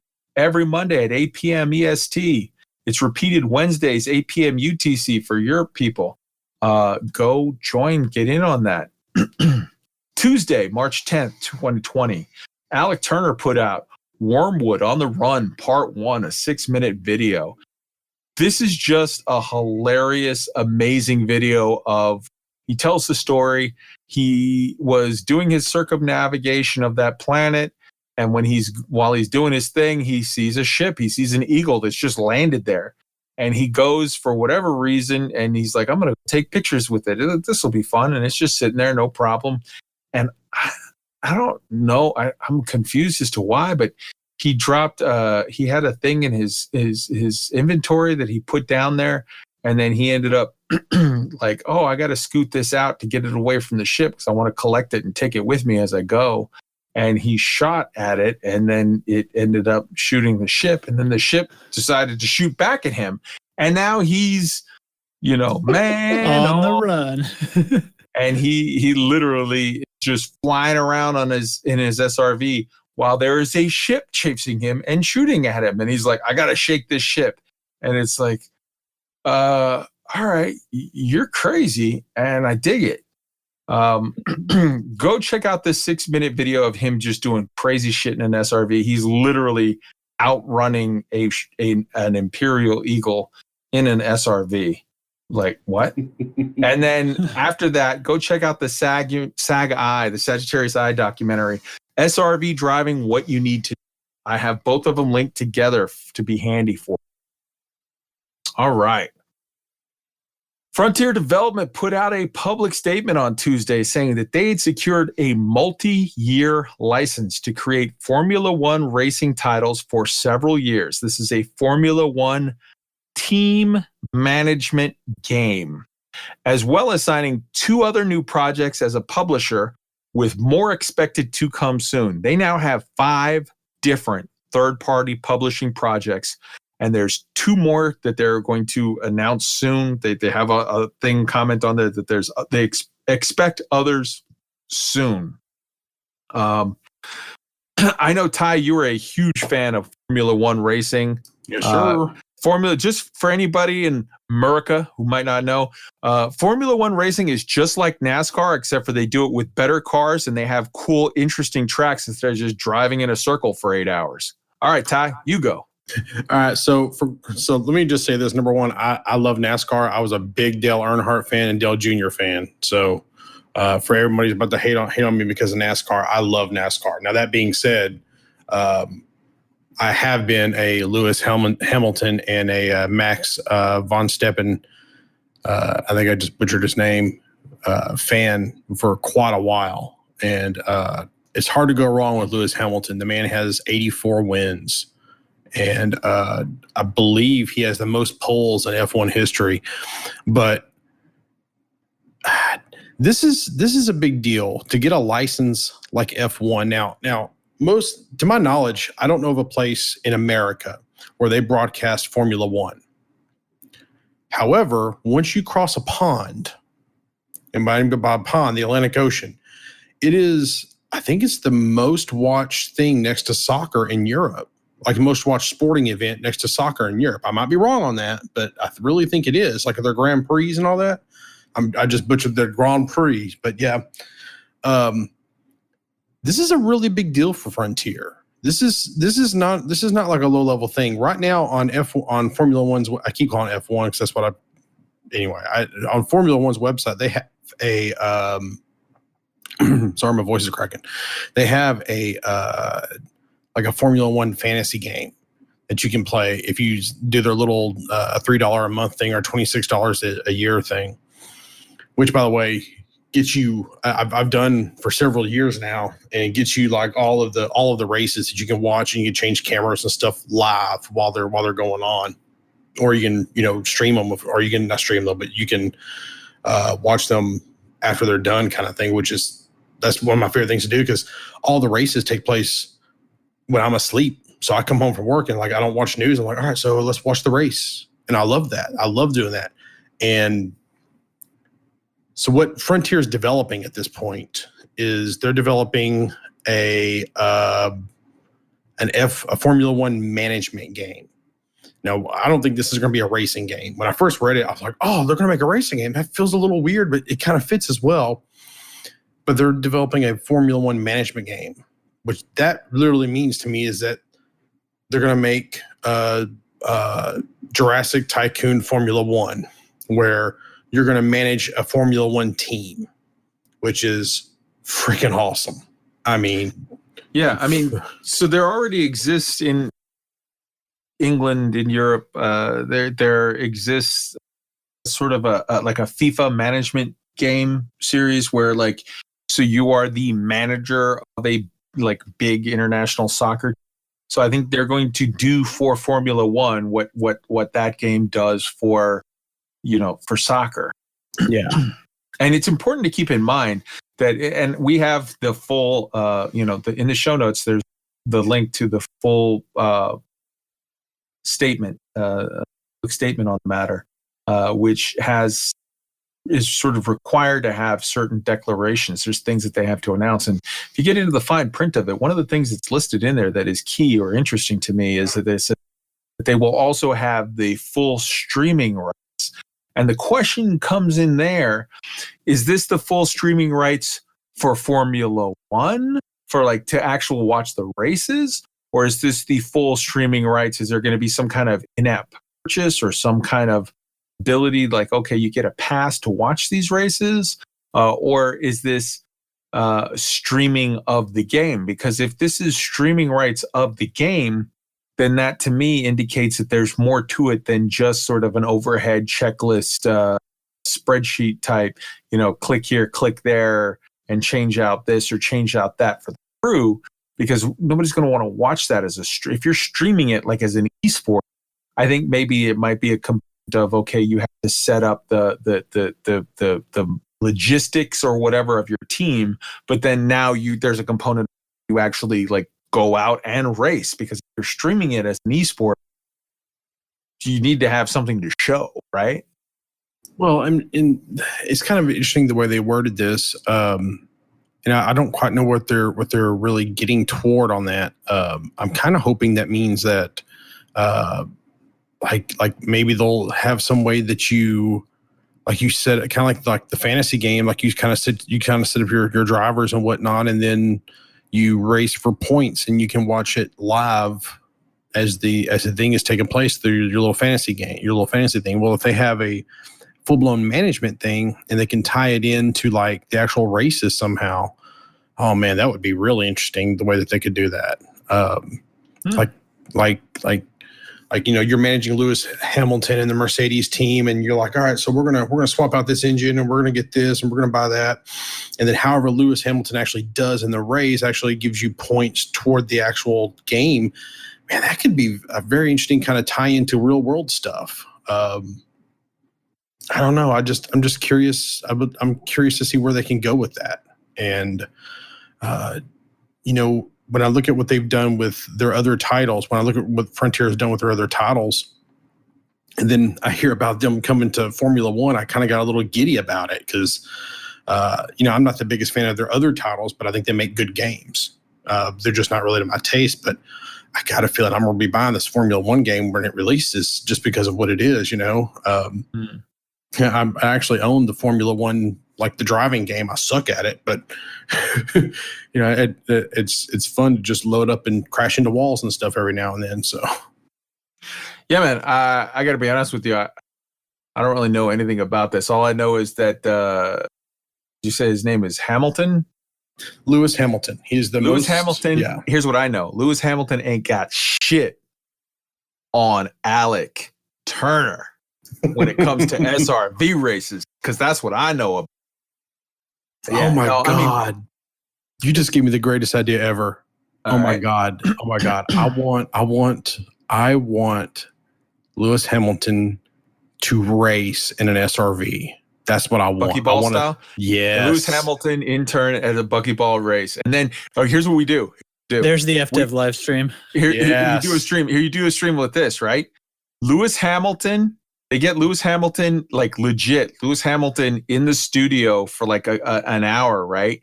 Or he's learning how to do the controls or whatever. They put him, even get him a control scheme where he's got like a steering wheel or whatever, hook it up. But because I've seen players where they have the like steering the car thing for doing the SRV. Set up an hour-long stream or whatever where Lewis Hamilton turns with Alec Turner, and Alec Turner teaches him how to buckyball, and then Hamilton does a buckyball, and then set up an hour-long video of then Hamilton takes Alec Turner to the track and actually puts him behind the wheel of a Formula One car, and he gets to kind of drive, an easier track, whatever, but Alec gets to do it IRL. That would be cool. Yeah. Yeah. All right, we gotta keep. Yeah. All right, guard frequency. I'm gonna skip all the Star Citizen stuff because I don't really care about that. All right, so getting to the elite stuff. Bruce answer. They talk about the Bruce answer on the fleet carrier question. They talk about feedback, various elite discussion, elite dangerous discussion topics, including Dr. Ross, the Galnet player submissions, et cetera, et cetera. Picard spoilers were in the last 10 minutes, so you're safe unless that. Watch Picard first and then watch them. Listen to them. Elite Dangerous feedback question for this week. They asked multiple questions, and the only one I'm focused on is dangerous ones. Here we go. What trick question do you want to ask Bruce? All right, here's my suggestions. Ready? Here we go. Quick. So, number one. So, as ice planets were originally announced to be launched, we're getting fleet carriers soon. Tell us, how cool are the new ice planets? Question mark. Wink. Question number two. Were you surprised how much fleet carriers cost? Question mark. Why do you think this amount is correct? Question mark. Designed to elicit him to tell us what the number is. All right. Number three. How is the progression coming on atmospheric landing? And at what timetable do you see being able to accomplish taking us from scoop mining gas giants all the way to full landing on Earth-like world? Question number four. Since the Thargoids have been treading water in a sort of obvious way as you kept delaying fleet carriers, the announcement of that their release was tied to the major development in the Thargoid storyline wasn't a surprise to anyone.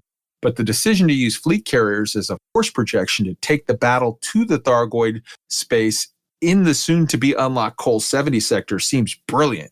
Can you tell us what aspect of this is your favorite? Wink. All right. Question number five. Using the procedural generation techniques for terrain on Planet Zoo to create flora like worlds in Elite was brilliant. What were the main challenges of adapting the two similar Cobra variants of the Cobra 2 engine to accommodate this? Question number six. How psyched are you to finally be able to talk about the so much anticipated Panther Clipper? And just how did you guys figure out the amazing technique for allowing a crew member to sit at the bridge, keeping the vehicle at station, while the player launches the Type 6 that actually docks into the bottom of the Panther Clipper, fitting seamlessly into a slot that makes it practically unnoticeable while merged? Question mark. So these are all of the questions that I'm putting in there as gag of like what to ask Bruce to trip him up into getting him to tell you stuff. These are not questions I'm going to use in real life because I'm not that much of a dick, but I'm almost that much of a dick, which is why I sent them to Guard Freak so that they can have a. All right. Sepulture Guys put out his Python review, 3-minute long video. Everybody loves the Python. Go see why he does. All right. There's this scrub you might not know. I don't know. He's a JN Tracks or something.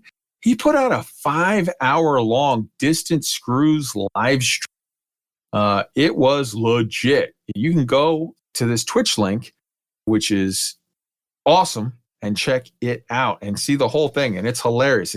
He made like a soundboard, and the conversation is great, and things get screwy, and it's fun stuff. Also, if you like this JN Tracks guy, he does a podcast called The Tone Control, and he has jntracks.com for all of your audio, video, not the audio recording needs. Yeah. Yeah. Professional sound engineer. All right. Let's see. Let's talk about this. Well, we already talked about the live stream, but somebody say something awesome about the live stream. It was fun. Going deep. Many discoveries were made. Yeah. Yeah. All right. So Lave Radio podcast. So 3 Seek Elite Feet. They talk about the Will Forum post that Galnet and CGs are not dead, just on hiatus. Talk about the Bruce comment. Everyone this week talk about the Bruce comment. It's what we talked about. They talked about a very weird, funny, silly, bad, I don't know, you decide, thing. There was a forum hoax saying that fleet carriers were delayed till December 2020 due to the coronavirus, or COVID-19, as people, which was debunked immediately by Will on forums. But it was for the few minutes that it was going around, people were losing their minds because it's kind of official. They talk about the Formula One license announcement. They talk about that the Thargoids are on pause. Their main discussion was Elite Feet. They compare, like, well, what do you want from Elite Feet if that's gonna be the thing? And they say, like, well, let's compare it and contrast it with No Man's Sky, Star Citizen, Pulsar, The Last Colony, and more. They talk about all those, different things. They dig into the meat of it. They talk about these yahoos, Hillbilly Banjo Radio, and that they launched their Distant Screws expedition. They talk about the Down to Earth Astronomy 200 million credits per hour video guide. And their community question is, what Galnet article would you submit? They're saying, like, people are saying, like, hey, at least let people do user-submitted Galnet articles.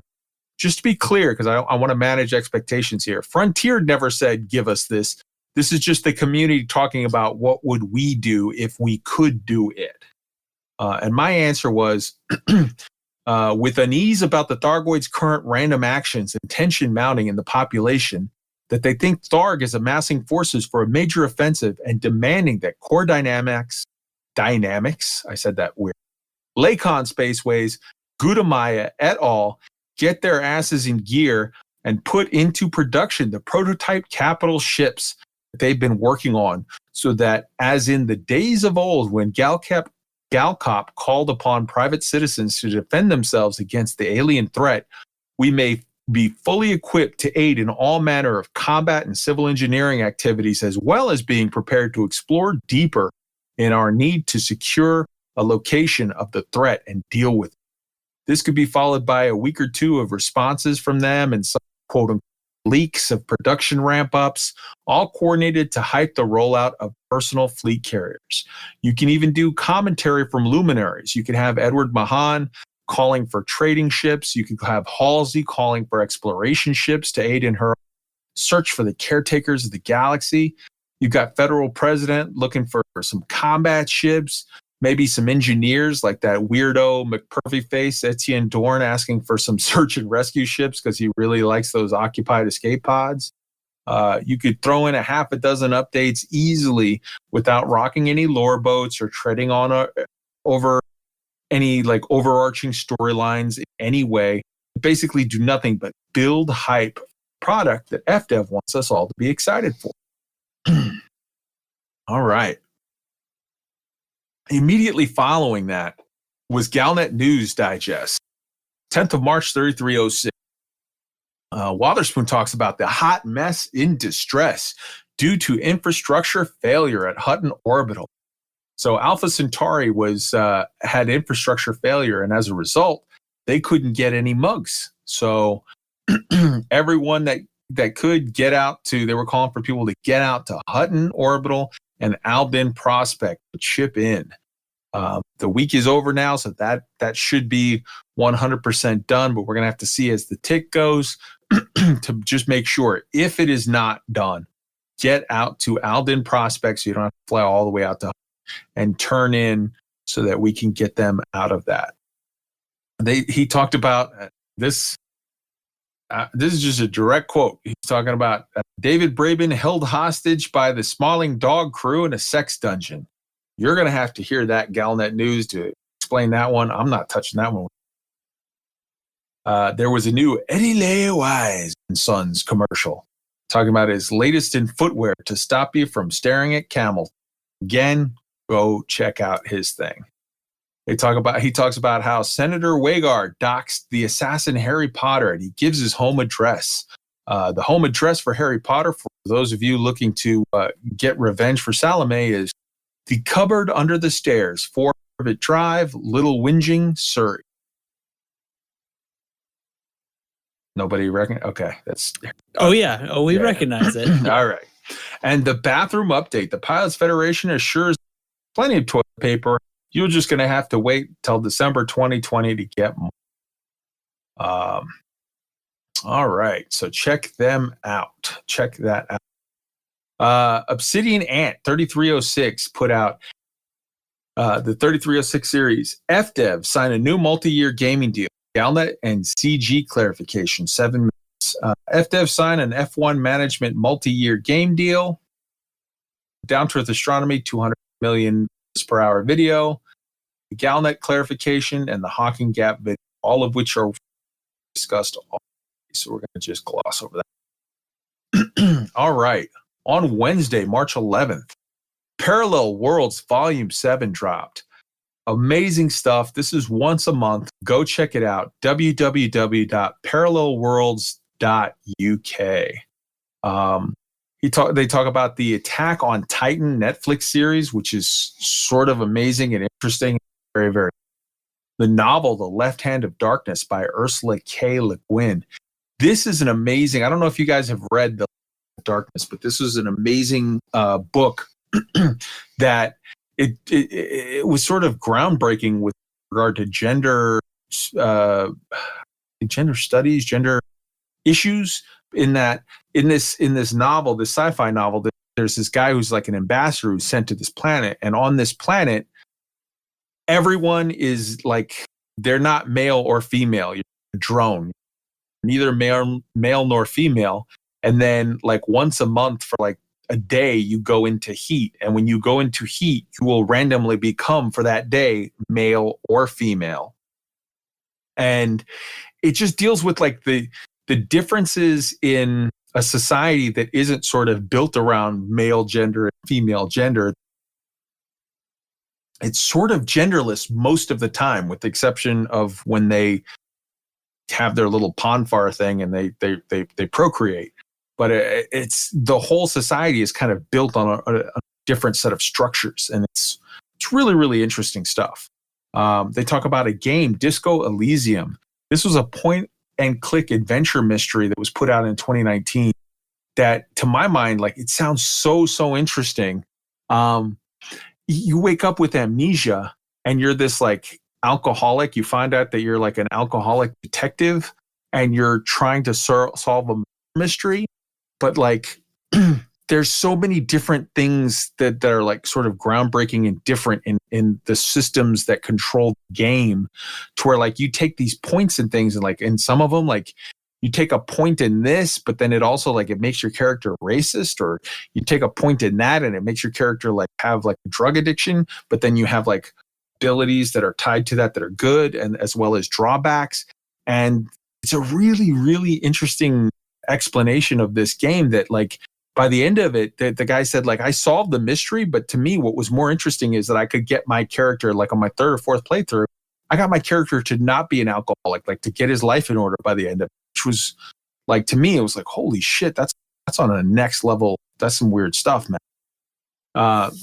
Let's see. They talked about the Kal Devaza, a self-published Babylon 5 alike type space station mystery. So fans of Babylon 5, check that novel. They have an in-depth breakdown of Warhammer 40K. They have Coppers and Cobblestones running a urban campaign. So it's a DM advice. They talk about cosmic horror. There's a Picard discussion. They review the Legends Untold, which is a RPG box set. So like you do like a tabletop role-playing game, but everything is within the box. So it's for people that are kind of like new to it and don't want intimidated by standard Dungeons and Dragons where you 90 books and all that. There's a review of a sci-fi movie, Stole, 90-minute sci-fi conversation. So it's an intellectual piece. It's not spaceships exploding or whatever. It's more this really crazy conversation piece, almost like a play where it's just like the small set and it's just the two characters interacting. Very surreal. They talk about live streaming tabletop RPGs. Ty, I think you might be interested in this. They're talking about like the fad that's coming up of people that are like on YouTube and Twitch, etc. They are live streaming different role-playing games. They're putting it out as entertainment. And there's so many people finding that deeply entertaining right now. And they're creating content like that. And one of the examples that I did not know about this before, Colo from Hello, It's Colo actually is on a big one over in England that they do, a clear month game and they stream it out there. They talk about Know Your Community, the fantasy and sci-fi. And they end with an original fiction. There's a short story. It's like a 15-minute long story called Echoes, which is, to me, it's a story of kind of like a generation ship. It is super spooky and creepy and weird. All of those people that love the generation ships, it's really dangerous. You got to hear this story. It will unnerve. So all right. Down to Earth Astronomy put out 2 videos. One was the 1 commander versus 8 interceptors, an interview with Maligno. It's a 15-minute long interview where they talk about the full 8-hour long, 7.5-hour long battle that Maligno did, where he single-handedly took on 8 interceptors. And techniques and really good interview. Maligno is just a madman and a genius, and he's one of those guys that you want to know in this guy's mind, so you get to hear it. He also put out Deep Space Chatter and Fuel Science Stream, 3-hour long live stream where they talk about just everything. It's real science and interesting stuff, and you should definitely check it out. All right. Galactic Bacon put out 2 different guides. Elite Mining Guide for Beginners Part 1 and Part 2. They're 19 minutes and 20 long, respectively. This is a very good basic guide that, let's get into how do we start this. For all of your people that have questions from the very beginning, they're just starting with the game, take a look at these guides, man. So Avasa Siu from the AXI put out Alliance Chieftain, the AXI perspective. A 7-minute talks about beauty and wonder that is the Alliance Chieftain. It's handled properly, decked out properly. Exegius Tutorial Wednesday, gathering materials in Colonia. Good stuff. Go check that out. And Sepulture Geist put out the Crate Mark II review. Great video, awesome stuff. The only thing that I would nitpick on that is it's a ship that's not named after a snake. And the Crate is actually a very famous snake in India. Big deal. I think it's actually supposed to be pronounced Krite. Is the most, I think, one of the most deadly snakes as far as actual how many times they bite people. That's one of it's not that it's the most poisonous, it's the most risky. It gets in this problem. All right, which brings us to today, the Thursday recording day, March 12th. Commander Burr put out the Thursday Breakfast Club. Go check that out. In this stream, he goes to the Dry awesomes. And see the coolest. I mean, it's a toss up. There's two systems that could put in a legitimate claim for the most interesting systems in the galaxy. That is definitely. I'm not going to be too far from it when I do this expedition. So I'm. Commander Gogath put out a video. Elite Dangerous, griefing, yay or nay. Very, very cool little video. He just talks about like his thoughts about all of it. And well, here's the thing about it. I'm not a griefer. I don't like griefing. But, you know, I like the spice that it adds to the galaxy a little bit.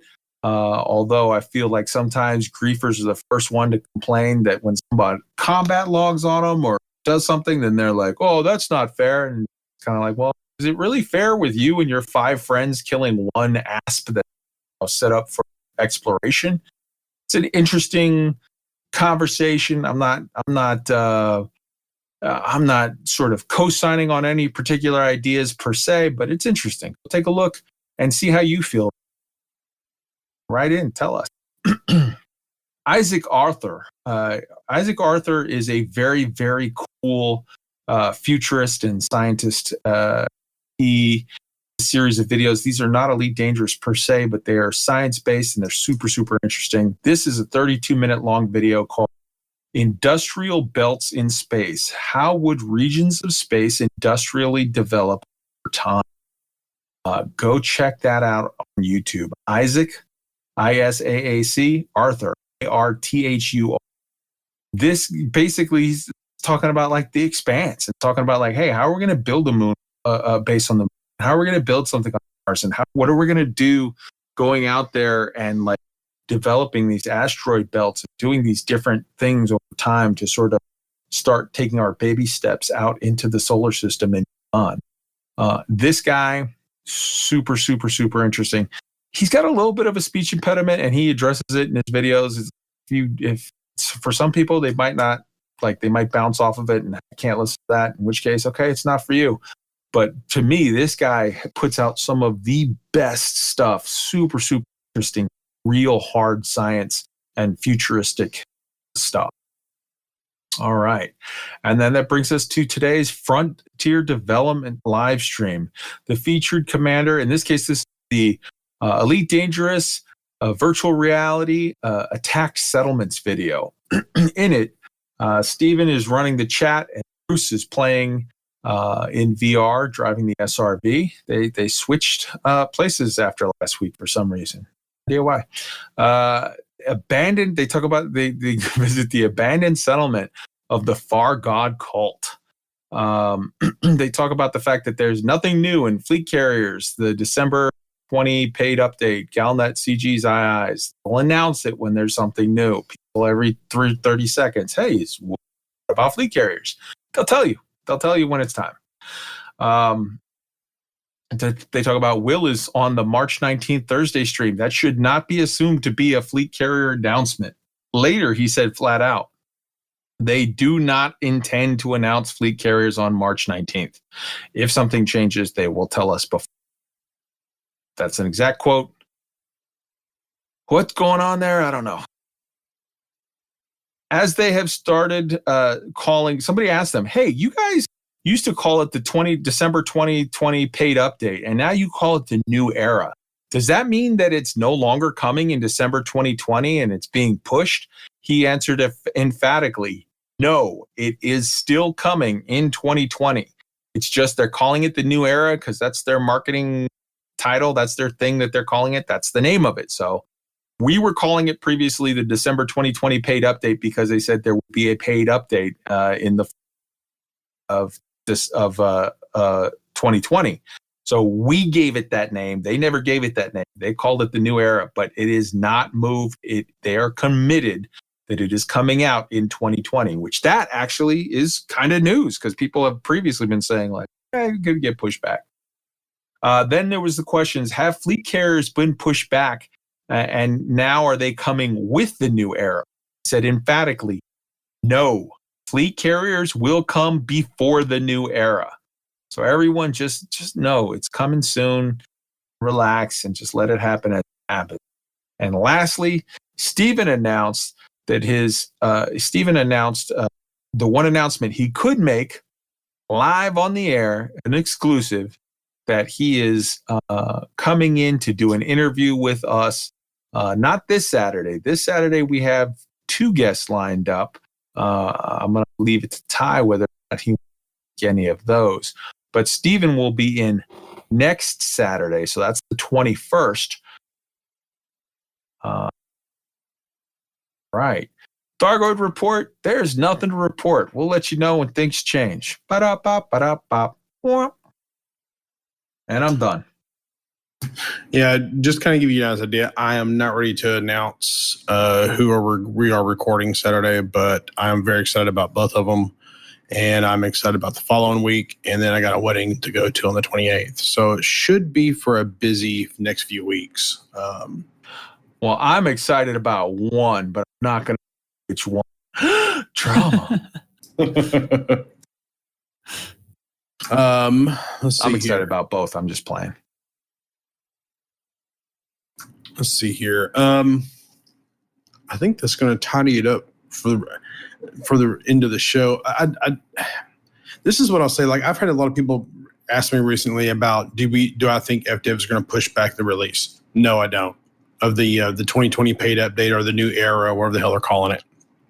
The reason why I say that is because this is a make or break deal for them.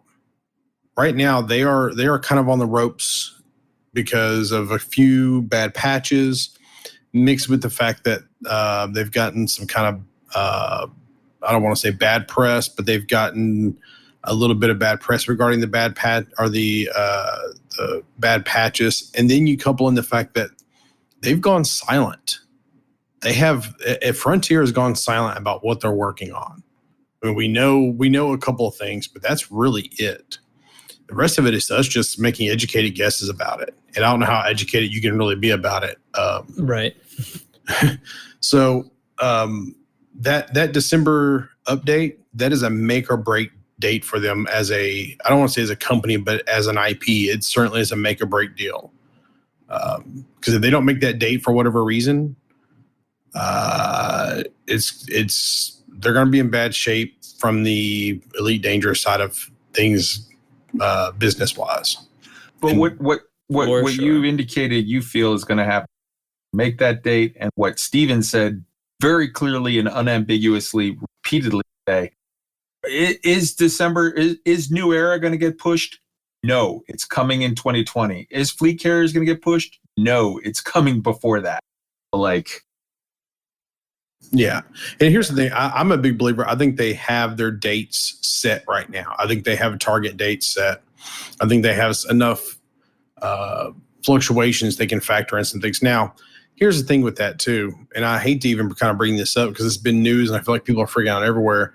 There's a very good chance. I just now learned, and apparently it happened a few days ago, and I did not know this, but Formula One canceled their first race of the year over this stuff, over the coronavirus stuff. Yeah. Mm-hmm. And I would think that a Formula One car could outrun the coronavirus, but no, in all seriousness, apparently one of their drivers actually, and I can't remember which one, actually tested positive for it. So they canceled the entire thing. That's unfortunate. I'm not sure what that means for the rest of their season. I don't know if they're going to cancel the rest of the season or they just did this one race. I don't know. I don't know if they can just swap out a driver. In Formula One, drivers are very key. I mean, the car is a key component, but the drivers are a very, very key component. You can have two cars that are set up perfectly and exactly the way they're supposed to, and the driver really makes a difference on how he does things. Yeah, but also the way the whole isolation, all that's supposed to work is it still wouldn't, because that driver's already come into contact with other crew members. So you have to swap out the crew. And then the people they came in contact, one crew might be that they pit next to another crew. Yeah. It's a mess. Yeah, it's. I mean, there's no way that they can. I get that they got to go in isolation, but I did not expect this to happen to them. And there's a very real possibility that something like this could happen in Frontier's neck of the woods that pushes everything back. And I hope it doesn't. I really hope it doesn't, because while I'm having to batten down and load up the bunker for, our social collapse. I need to, I'm from the South, so I have a bunker. But from our social collapse, I need to be able to play Elite Dangerous. So, Make sure the internet works out there. Oh, I have backups for that, sir. Anyway, I think that's about it. But yeah, I think that the 2020 update is a make or break date for them. I think they have a hard date set. I think they will hit that hard date without a doubt. I think that short of something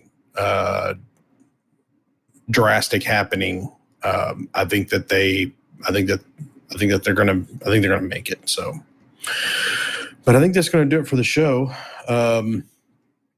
You can get all this information at loosescrewsed.com. You can find us at the Twitter at loosescrewsed. You can find me. I'm at Tyrvol, Tyrvol. You can find Kai at KAI19103. Trax, you don't have a Twitter, do you? I can never remember. I do not use it. It exists. Yeah. You can find it if you look. But I do not use it. So, well, you can always get hold of Trax at jntrax.com or on his Twitch. I think it's twitch.com or twitch.tv/jntrax, isn't it? Jntrax, Yep. And for email, you can reach us on Discord at tinyurl.com/loose-screws-podcast. But if you want to email, you can also send to loosescrewsquestions@gmail. Yep.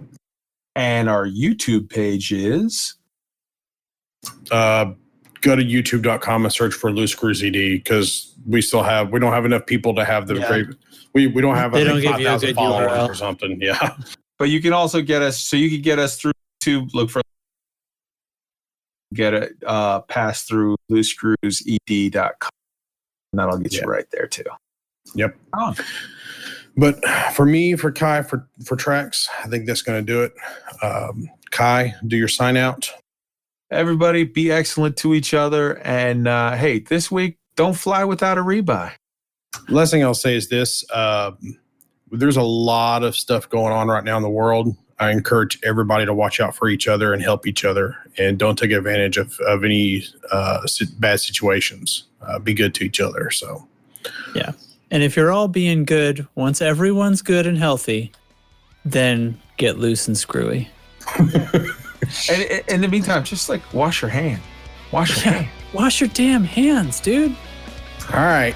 From the Hillbilly Radio Broadcast Show, this was Ty, Uncle Bubba Worsham, signing off. I'll have a good night. Wash your donkeys. Oh my God, we're done. Donkey dogs.